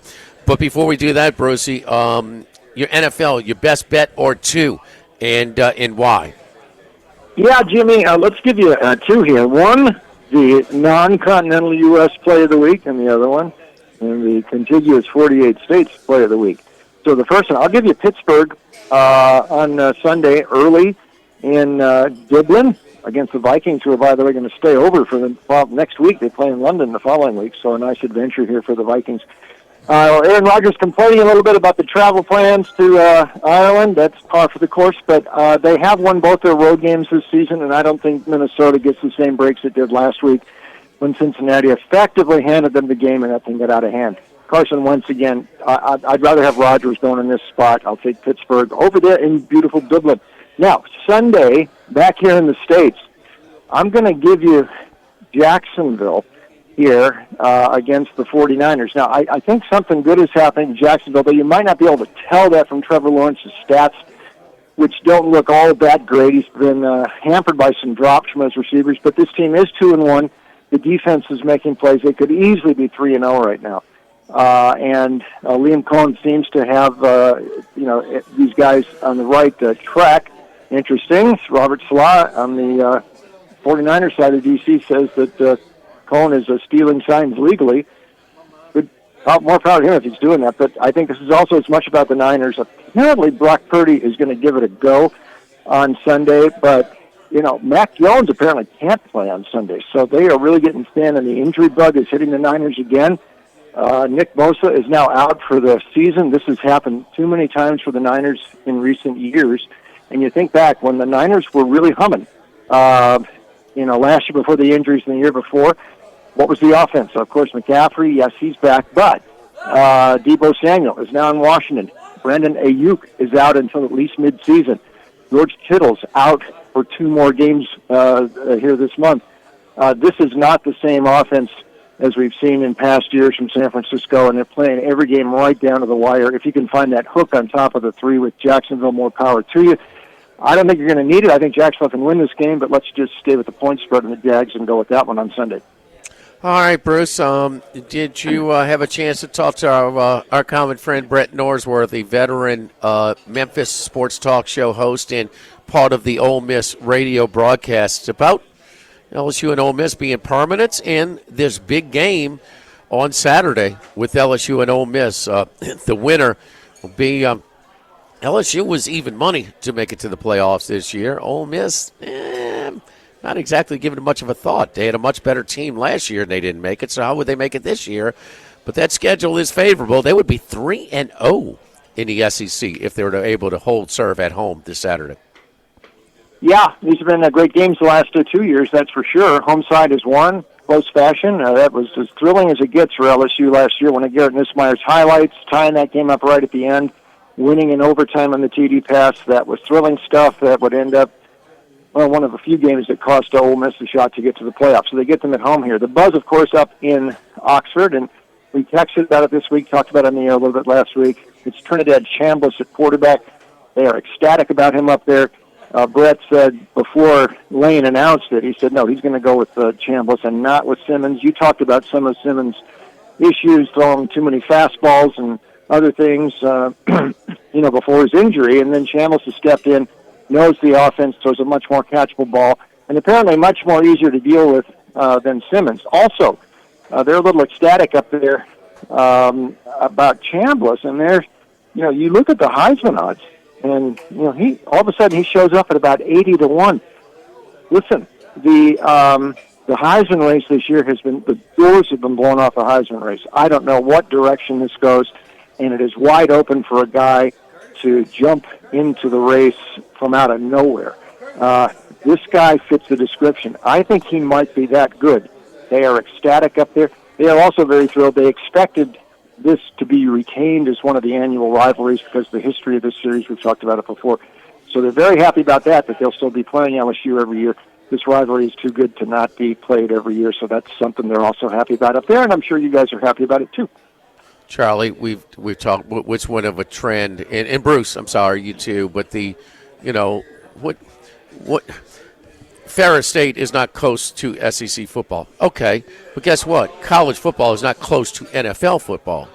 Do you get better sitting on the bench in an NFL roster or playing college football, trying to develop yourself as a quarterback for NFL? Yeah, it's the same thing. 16 starts, 25 games at Ferris State. Now, this is the best defensive personnel he'll see. This is way better defense than Arkansas or Kentucky. 100%. So we'll and better than Tulane too. And so it's we'll the best see. offense at LSU's defensive team. Yes, yeah. It is. So it's strength against strength. Bruce, your thought on the game? Yeah, I'm not. This is a watershed game here. A couple of those LSU wins are not looking quite as impressive. Although you go into Clemson and win, it doesn't matter how good Clemson is. That's a good win, and you still beat Florida. But those teams are both 1-3. I mean, who knows? The La Tech win might be their their best win thus far. I don't know if this team is shown to be 3 or 4 in the country. They aren't running the ball worth a lick. There's a lot of pressure on Garrett Nussmeier this week to make something happen on the road. I'm going to lean to recent series trends here, and which has been the home team, close, exciting games. But I think Chambliss is the real deal, and I'm very interested in what happens with him. And you're going to lose a couple games in the SEC. I mean, nobody's going to run through this thing unbeaten. This might be one of the games LSU loses this week. I'm leaning to Ole Miss a little bit tomorrow. All right, Ole Miss -1.5 right now. How about the one in Happy Valley? Penn State has played nobody. I like when Charlie calls it the preseason schedule is over. They played at three games preseason. They took their week off, and now they were exhausted with Nevada, Long Island, and Villanova. I mean, they needed a bye week before this big one against Oregon. Nittany Lions 3.5 against Oregon. Now, Oregon. It's not as we can't get on them because when they scheduled these games, these teams were much better. But in actuality, Oklahoma State, Oregon State, this is not. They hadn't exactly played murderer's row either. You're right, Jimmy. I mean, Montana State might be the best team they beat. Really, I'm serious. I mean, talking about Oregon. I mean, Oregon State and Oklahoma State. I mean, it's just neither of these teams have been tested too much. And by the way, interesting note.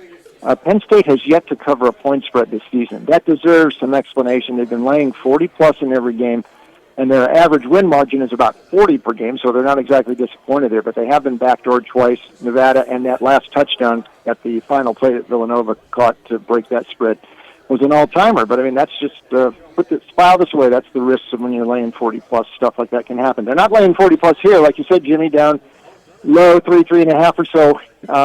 And James Franklin has gotten a lot of flack for not winning these big games, though I think that's a tad harsh because you may want to qualify that a bit. It's mostly to do with Ohio State. He's only beaten them once since he got to Happy Valley, and they keep falling short in that game. And, of course, they did fall short in the Big Ten title game last year. That wasn't all that important, except they did give Oregon a bye in the first round, not that helped them against Ohio State.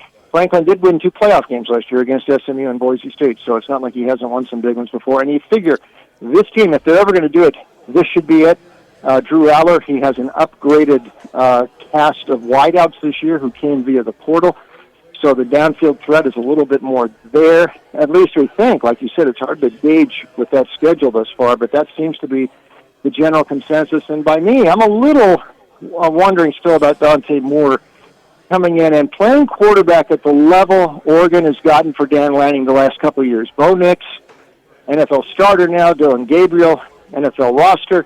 I'm not sure Dante Moore is up to that. He certainly wasn't when I saw him at UCLA 2 years ago, and his stats don't look bad thus far, but again, he's piled them up against some lesser foes. Let's see what happens back in Happy Valley. And, oh, by the way, Jim Knowles, now coordinating this defense, boy, stealing him from Ohio State, that was a big move by James Franklin. And all those blitz packages that he's famous for may disrupt Dante Moore. I actually think this one might land under. I know last year they won 82 in the Big Ten title game, but different dynamics last year. Knowles is there, a new quarterback for Oregon. I think this thing might land under, but I'm going to give Penn State a shot, too, if you want me to take a side here. This is one I think they finally get over the hump, and a very tough task for Oregon. Oregon Happy Valley for the first time since 1964. What am I missing with the Georgia-Alabama line? Are they still betting? Alabama was one of the biggest public plays against Florida State. They were one of the biggest public plays against Wisconsin, against some support this week. But, I mean, 4 to 5 points. No, it would have been a big-time atmosphere like this. Revenge spot for Georgia. Alabama beat Wisconsin with their starting quarterback. I mean, with their backup quarterback. You saw the starter couldn't even do anything last week against Maryland. Georgia's a 3, and it's almost closer to 2.5 than 3.5, Bruce. What's up with this line, Georgia and Alabama, or am I wrong? No, it's a good observation, Jimmy, and they are shared by none other than your friend Ryan Fowler in Tuscaloosa, who leads Crimson. But even he was asking the other day, he said, why is this line so low? He said, are they just asking us to take Georgia? Ryan Fowler said that? Did you hear Ryan that, Fowler said that. Listen, yeah. If he's saying that, you guys are on the same page for a reason here. And I think there is something in the marketplace just seems to be, if it's Alabama, you've just got to give them respect. Listen, and I told Ryan this didn't give me too many fans in Tuscaloosa. I want to see Kalen DeBoer do something on the road. I know he got LSU last year, but look at all these other banana peels he's found away from Tuscaloosa since last year. The Vanderbilt game, the Tennessee game, the Oklahoma game, the Michigan Bowl game, the Florida State game to start this season. That's 5 losses they've had in games they were favored, and games where it looked like carbon copies, mistakes, misfiring offense. And like you say, these last 2 wins, ULM and then Wisconsin, that doesn't mean that much this year, I don't think. So we'll see if Ty Simpson has really gone that much better. One note, I'm going to correct something I said earlier about Gunnar Stockton when I was comparing him. I said he's not really, these Georgia, the pro-style quarterbacks we've got used to seeing there, like Carson Beck or Stafford or even Jacob Eason the last decade or so. But watching the Tennessee game, he has got some Stetson Bennett in him, I think. And all of a sudden it started to click, and it looked like as that game progressed, you could see the confidence rising. He has got some real weapons to use, and they look like they could score every time they have the ball. That is a departure from earlier with Stockton. I think Georgia gets them here. They haven't lost at home since Will Muschamp beat them in, 2019, 33 straight. Kirby's only beaten Bama once, but he's never going to have a better chance to do it again than tomorrow between the hedges. Charlie, in the locker room, when we talk about some of these, the new landscape of college football, and the quarterback's making way more than the linebacker, cornerback, offensive lineman, and stuff like that. Darian Mensah had to take his teammates on to with some of his money. Some of his money went to his mother, and it was a legitimate hardship situation in San Luis Obispo, and she calls it life-changing money. Good guy, but had to treat his teammates a little bit, kind of sprinkle them a little bit. It's kind of like that running back who wins a title, who takes the offensive lineman, or gets him. They'll get a watch or something. Yeah, watches, trucks, whatever it is. But go from Carson Beck, who had 2 luxury vehicles, to this guy who drives a beat-up pickup. Isn't it kind of, that sort of? Well, we love the story, right? And then in the playoffs last year, he didn't have his best. Okay, that was his first start ever. That wasn't fair. Okay, he comes from they are 2 touchdowns down right out of the gate at Tennessee. They're down, so he gets them back. They got a 4th down. This was the most beautiful throwing catch, I think, that we've seen in the first month of this season, and they had to on 4th and 6, 4th and 8, whatever it is. Yeah, that is the game. Absolute. Yeah, they lose if it's not for that. Yeah, they got a little fortunate with the missed field goal, but that's a big time play, man. No. Confidence isn't a light switch. Hey, have confidence. No, it doesn't work like that. Something has to happen, and that is. He's got a chance to elevate his game now. What my point is, they already like him in the locker room. Right, he's every man. I've seen his toughness. I mean, he got his helmet knocked off against Texas running the ball in the SEC championship game, and he didn't want to come out the game. Okay, I've seen his toughness, but that's a legitimate, and it led to a win. I mean, got the place kicker for Tennessee doesn't make it. Maybe it's not a big of a deal, but it happened. And now they get to Alabama at home in a revenge spot. Sorry, EJ, going to be a long trip back, but to Tuscaloosa from Athens. All right, give us your next 2 picks that you like, Bruce, your best on the board this week. All right. How about the early kickoff tomorrow? We got SC at Illinois. And 2 weeks ago, would SC have been a 7-point favorite here in Champaign-Urbana? I don't think so. Would they have been it last week? I don't think so. 1.5 last week. 1.5 last week. Yeah. Well, I think Illinois probably should have been. That was even underrating Illinois a little bit. Now, maybe Jade Maeva goes in there and does what Mendoza did and completes 21 of 23 and 5 TD passes. And by the way, he, I think now is the Heisman favorite for what that's worth. But sometimes, it happened last week. It just got going the wrong way for Illinois. And oftentimes, quality teams, when you get embarrassed like that, they will bounce back. I watched SC last week. I made it out of L.A. alive. And by the way, it's not. I'm too old to be driving the freeways in L.A. at 1 a.m. Yes, like Bruce. Yes, that was not good. Blame the networks. Blame the networks. Yeah, I'm not. Blame Fox for that. But I'll tell you what, SC. Now we talk about their defense. They got some ball hawks. They have some playmakers, but they didn't end up blowing me away in that Michigan State game too. They had some blown coverages. They had a wheel route. They didn't cover the guy out of the backfield. Michigan State hit some plays. I don't know that this defense is what I thought it was. And, by the way, we talked about this before. These line of scrimmage teams in the Big Ten, and Illinois still qualifies as much with that, even though it didn't work last year. They got that big pile driver fullback Fagan.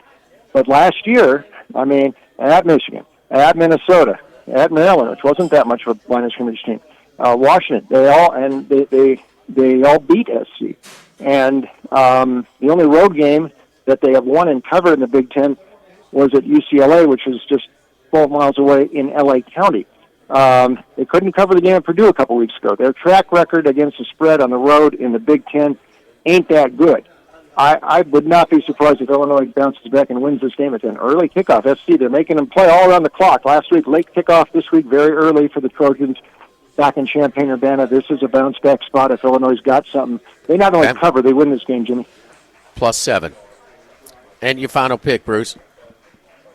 All right, here is a guy who needs a win badly. Butch Jones, Arkansas State.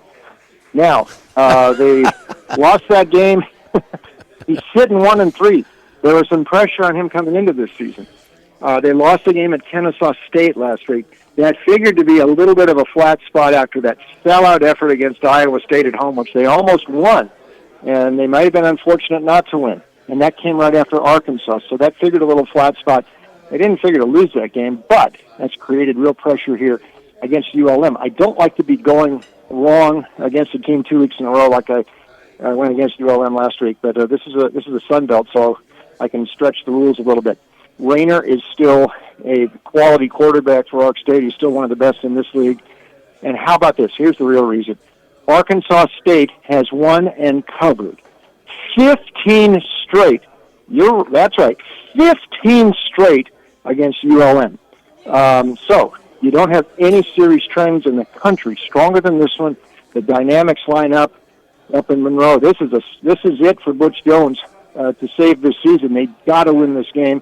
They're a slight dog, and I think the Red Wolves howl tomorrow in Monroe. Butch Jones was ahead of his time, Charlie. He had the garbage can on the sideline. Josh Heupel at Tennessee has garbage cans full of $100 bills on the sideline. If you put the $100 bills in the garbage can, it helps a whole lot. I thought the garbage cans were worse than the Champions of Life. The Champions of Life. Champions of Life. He took more grief for. I thought the garbage cans were worse. It's like, hey, we want a symbol of our team. It's a garbage can. I mean, what, a pile of horse manure wasn't available? I mean, come on. Brucey, great stuff as always, man. Good luck to you, and we're glad that you're back safe from the late night in Los Angeles. So, that's a late night. Come on, Bruce. We got to do some afternoon games, Not as glad as I am to be back, I'll tell you that. Take the grandson to Palo Alto, where it's friends and families, and empty bleacher night, where the 80,000-seat stadium hosts. There was San Francisco-Miami Super Bowl played in that same stadium, right? Well, that's the previous Stanford Stadium. This is the newer one, but okay. It was an intimate gathering. There was about 12,000 people there, so I kind of prefer those crowds instead. But it's all fun. Good luck, Bruce. Thank you, buddy. Have a good weekend. Thanks, boys. Don't forget our friends at Total Maintenance, one of South Louisiana's oldest and largest AC and heating companies since 1980. AC, heating, generator installations, maintenance, service today, every day. Same-day service means you will never sleep hot. You call today, you get service today. Factory-authorized dealers for Carrier, American Standard, Daikin, and Rheem products. Generators, we're authorized dealer for Generac and Cummings, covering both the Baton Rouge and New Orleans area, but not compromising any service in either one, because we have a completely different staff for New Orleans and Baton Rouge, completely different offices for Baton Rouge and New Orleans. Ask about our membership programs. It covers all services with discounts and extended warranties. Total Maintenance, 480-1000, 480-1000. Live of the Week Friday, presented by Tex Morris at Edward Jones Investments from Rufino's on 104.5 ESPN Baton Rouge. All right, Charlie. All right. You know what I don't like to do when I'm making my picks, other than go 0-4-1 like I did last week? Coming up to 5-0. He taketh away. 10-9-1 on the season, so just, kind of treading water here. But what I don't like to do very often is cite historical trends in college football. Why? Because there's so much turnover, okay? So I don't like to say, oh, well, they've done this so many times in the last 10 years because it's all different players. Right, what was it, 2005? Okay, so I don't like to do that. I'm going to do it 3 times in my 5 picks right now. So just hang with me. Because historical trends even mean less now exactly. with the transfer portal. But just hang with me. Go ahead. I'm going to give you a fun one tonight. Florida State and Virginia, we're going to take the over 60.5. These are the top 20 years ago, huh? Done. It was a Thursday night game, not a Friday night game, but 20 years ago. 30 years ago. 30 years ago. It was in 95. Yeah, it was. 30 years, wasn't playing 30 in years 2005. ago. Yeah, 30 time years flies, man. I remember that. I remember that game, the first one that they lost. Top 2 scoring offenses in the ACC.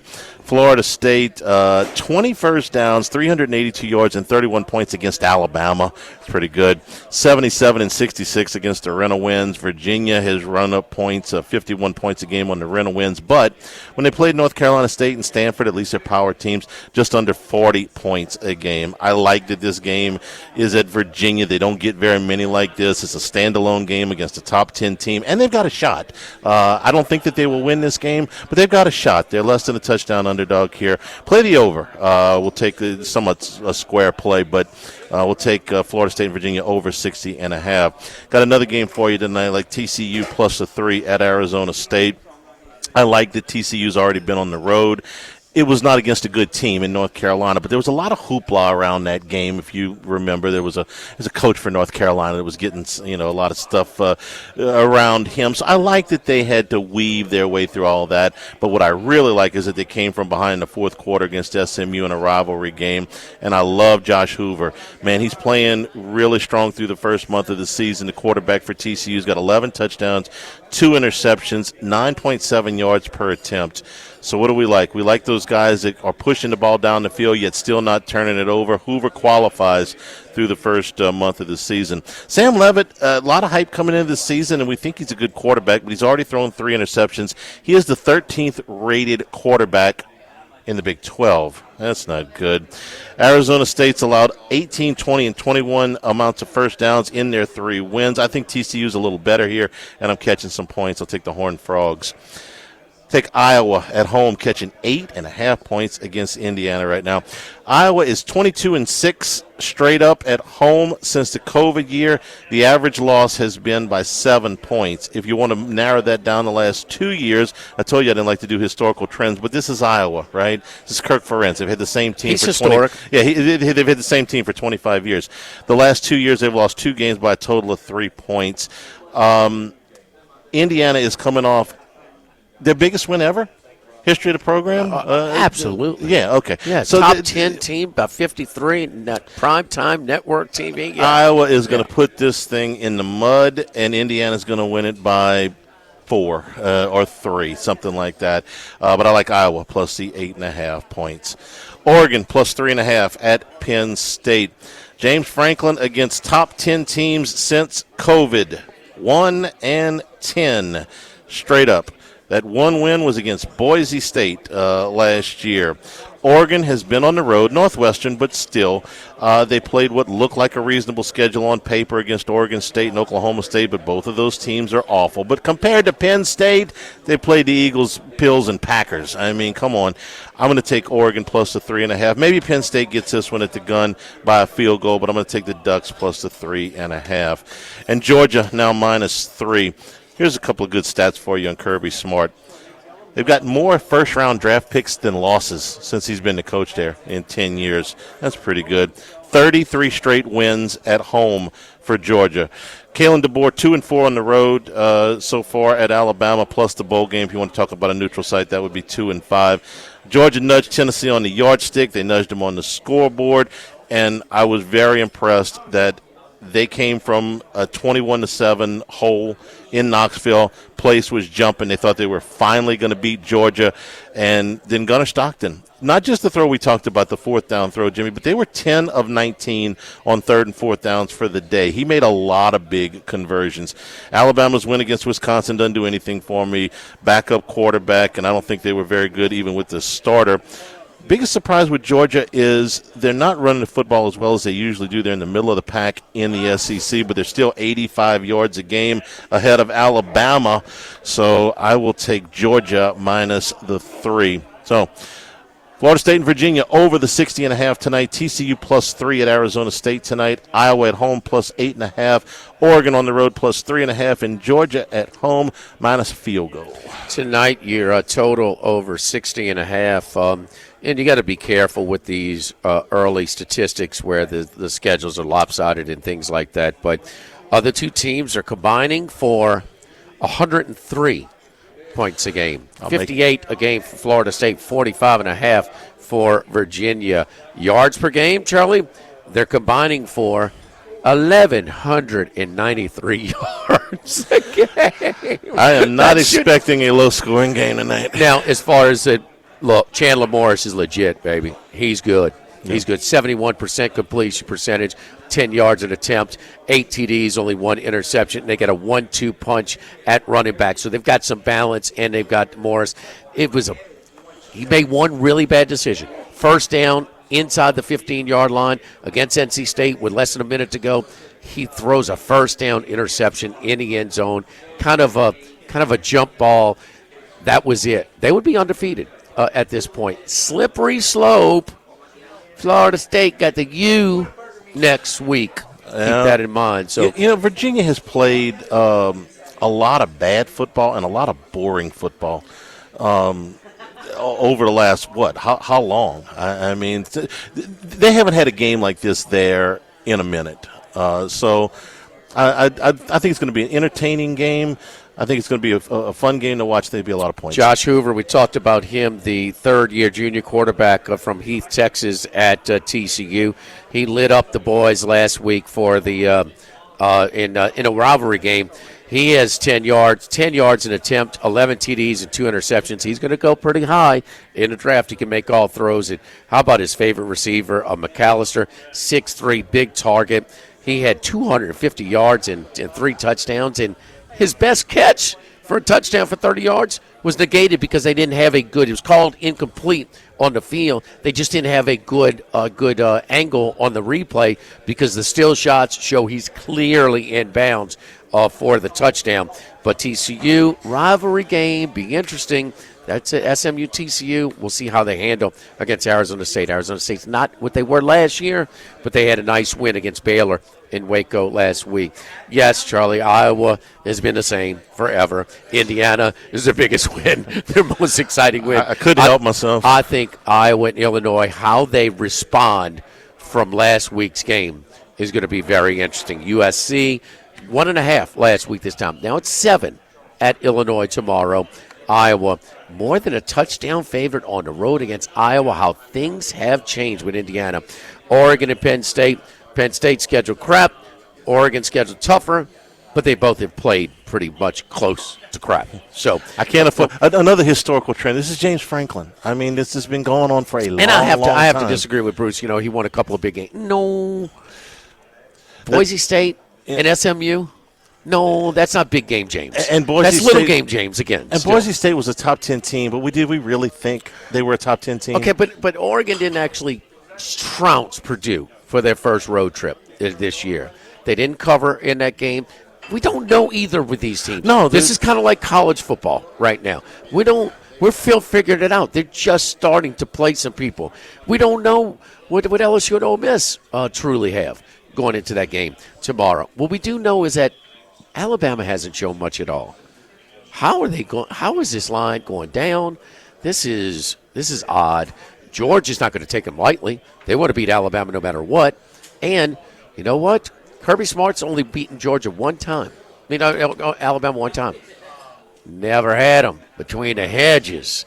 Got them between the hedges for the first time. He wasn't the coach when that blackout game in Little Nicky's second year in 2008. I want to give you the full time for your picks, so I don't want to go off on this for too much. But, boy, you teed that one up for me. What do you mean? Alabama hadn't been to Athens in 12 years?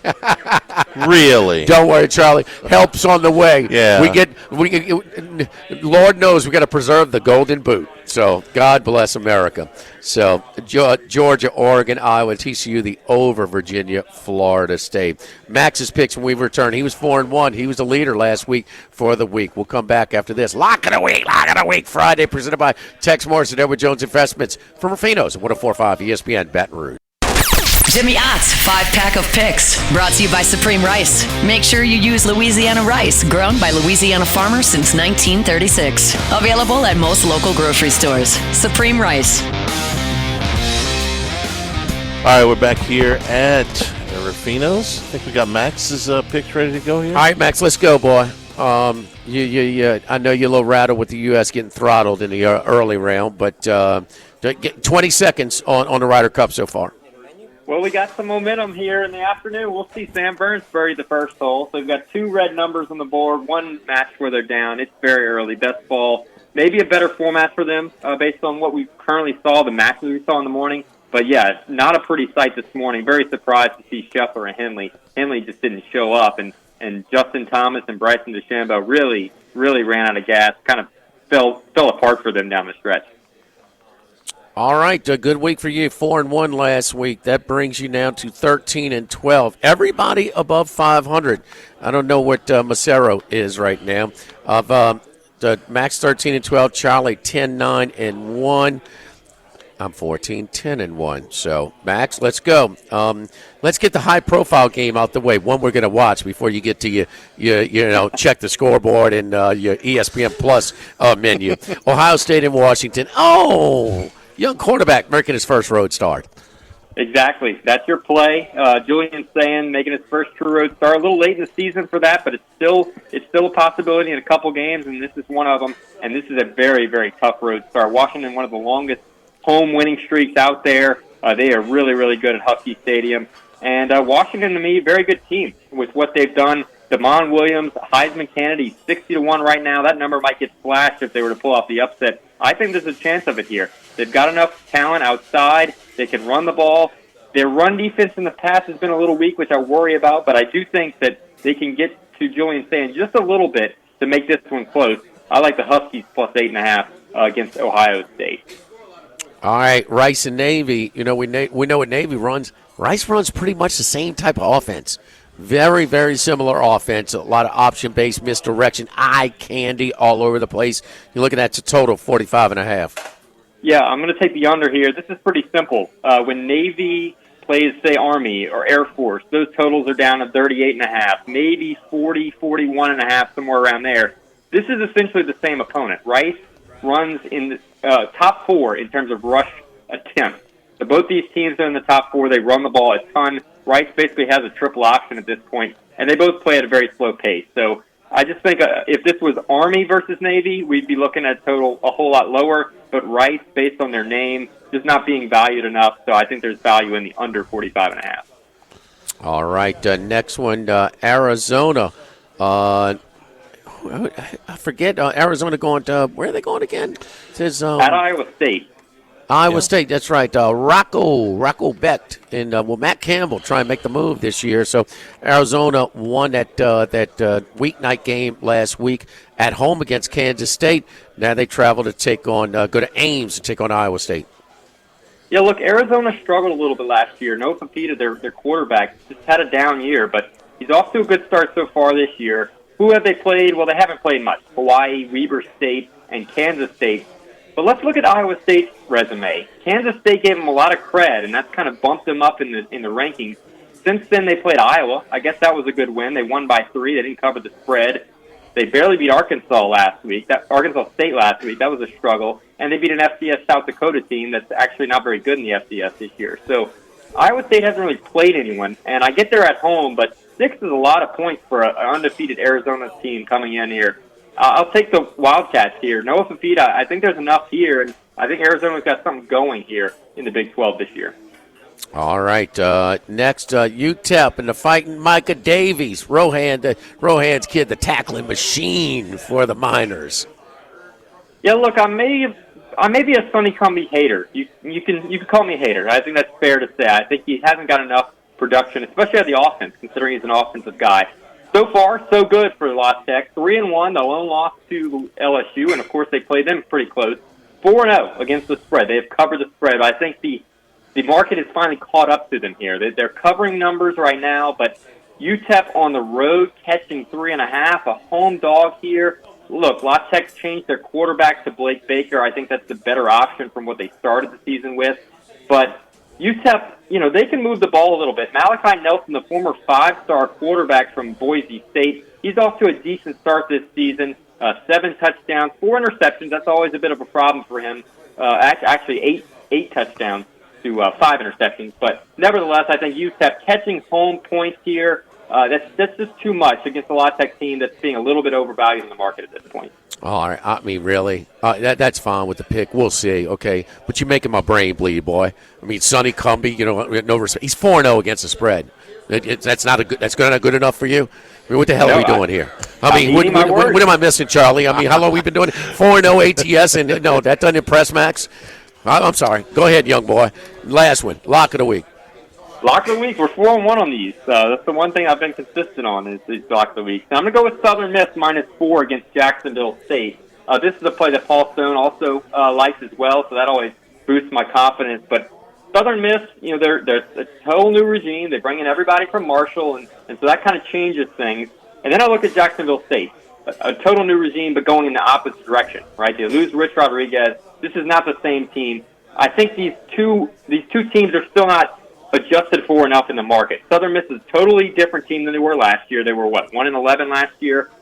They're going off of priors a little bit here in this lineup. I think Southern Miss is a much better team. They've got Braylon Braxton, who's going to throw all over this Gamecock defense. So Southern Miss -4. I have this number closer to like 7.5 when I was doing it in my brain before this started. So to get under a touchdown, to get -4 with the Golden Eagles, I'll take them this year. I really like them in CUSA this year. All right. So there we go. We got Washington +8.5 under Rice Navy 45.5. They run the ball a lot. Arizona +6, tough place to play. It'll be a big win for them if they get there. UTEP +3.5 against Sonny Cumbie. Max is not impressed. 4-0 ATS. Okay, and then Southern Miss. It's SOUTHERN, Southern Mississippi, USM. All right, Max. See you on Monday. Good luck, sir. Come on, US. Rally time. Let's go.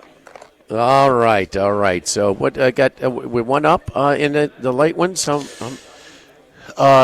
one up in 2 matches. They're all square in one, and they are.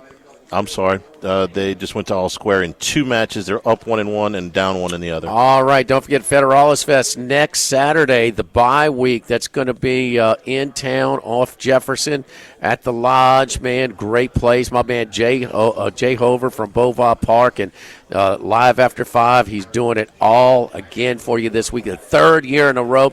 Great line of original artists. That's right. Does a great job booking bands all over the South End. Federalis Fest. Again, next Saturday. Get your tickets. Got VIP. Brought to you by the Williamson Eye Center and Lamar. Federalis Fest. Put it on your calendar. That's next Saturday. Bye week for LSU football on Jefferson, right near Town Center. Lock of the Week Friday. Charlie, presented by Tex Morris and Edward Jones Investments. My 5 when we come back on 104.5 ESPN Baton Rouge. Jimmy Ott's 5-pack of picks, brought to you by Supreme Rice. Make sure you use Louisiana rice, grown by Louisiana farmers since 1936. Available at most local grocery stores. Supreme Rice. All right, before we get to the picks real quick, I mean, Scheffler, one of the inconsistent parts of his game, from time to time is his putting. Putting is not off to a great start today. He missed a birdie attempt and really was not close. It was a long putt, about 25 feet, but not close, so we'll have to see. Charlie, would you say I tend toward a dog player or a chalk player? Dog player. Woof. Illinois, +7. Bounce back. Yes, indeed. This was 1.5 last week at 7 right now. The Friends of the Queen at the DraftKings. So, again, home.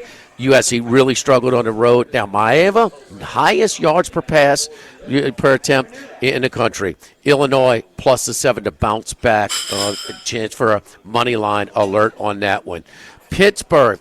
I'm not happy about this one. This went from 4 to 3.5, but I'm still going to take it. Not going to overreact to losing to the arrival on the road. West Virginia played way better against Pitt than they did against Ohio and at Kansas. So I'm not going to overreact to that one. Got an edge at quarterback. Holdstein over Miller Moss, the USC transfer, now at Louisville. I'm surprised Pitt is not the favorite here. Pitt, dog, +3.5. Woof. Texas A&M and Auburn. Well, they had a scoop and score return for a touchdown. That was overruled. Well, they had the illegal play that led to an Oklahoma touchdown. They had 13 penalties that led to it. And a third down conversion, well, they called it a completion and not a fumble to lead to the winning score. These games are closer than you thought, huh? Auburn, really good team this year. Now, I'll give, granted, edge at quarterback to Marcel Reed over Jackson Arnold. No doubt. This is a classic case of a guy that's learned how to throw with touch and one that hasn't. But 6.5 points, way too many. Give me the dog. Auburn plus 6.5. Woof. Charlie, Iowa, Indiana. Well, historic performance for the Indiana Hoosiers. I'm all about Signetti, but this is another layer of a chance to earn respect. They certainly earned a lot of people's respect. Street cred, they got it when you're talking about college football last week, how they out-Bielema'd a Bielema team, outrushed them 3-12-2. Put big blowouts against top 10 teams on the prime time network TV, and I got to go to a team that wins nine games every year. Iowa plus 8.5. Dog. Woof. I couldn't find another dog I like. But I did find a bunch of dogs. Yeah. Between the hedges. Them hairy dogs. What is going on with this line? Stinky? Well, I'm all rotor-rooted in on this one. How is Georgia only 2.5 or 3? We're laying 3. The DraftKings outlet at the Queen. Give me the dogs here. Revenge spot? Come on, man. Sorry, EJ. Going to be a long ride back. Save your money, boy. But anyway, give me the hunker down, you hairy dogs. Georgia minus 3. Iowa plus 8.5. Auburn plus 6.5. Pitt plus 3.5. Illinois plus 7.5. Football Sunday live this weekend in New Orleans. Caesars at the Sportsbook. Come on by and say hello. Monday normal time. We're at Chris's specialty meets. No press conference, so we're on at 11. Have a great weekend, everybody. Stay tuned for Hunt on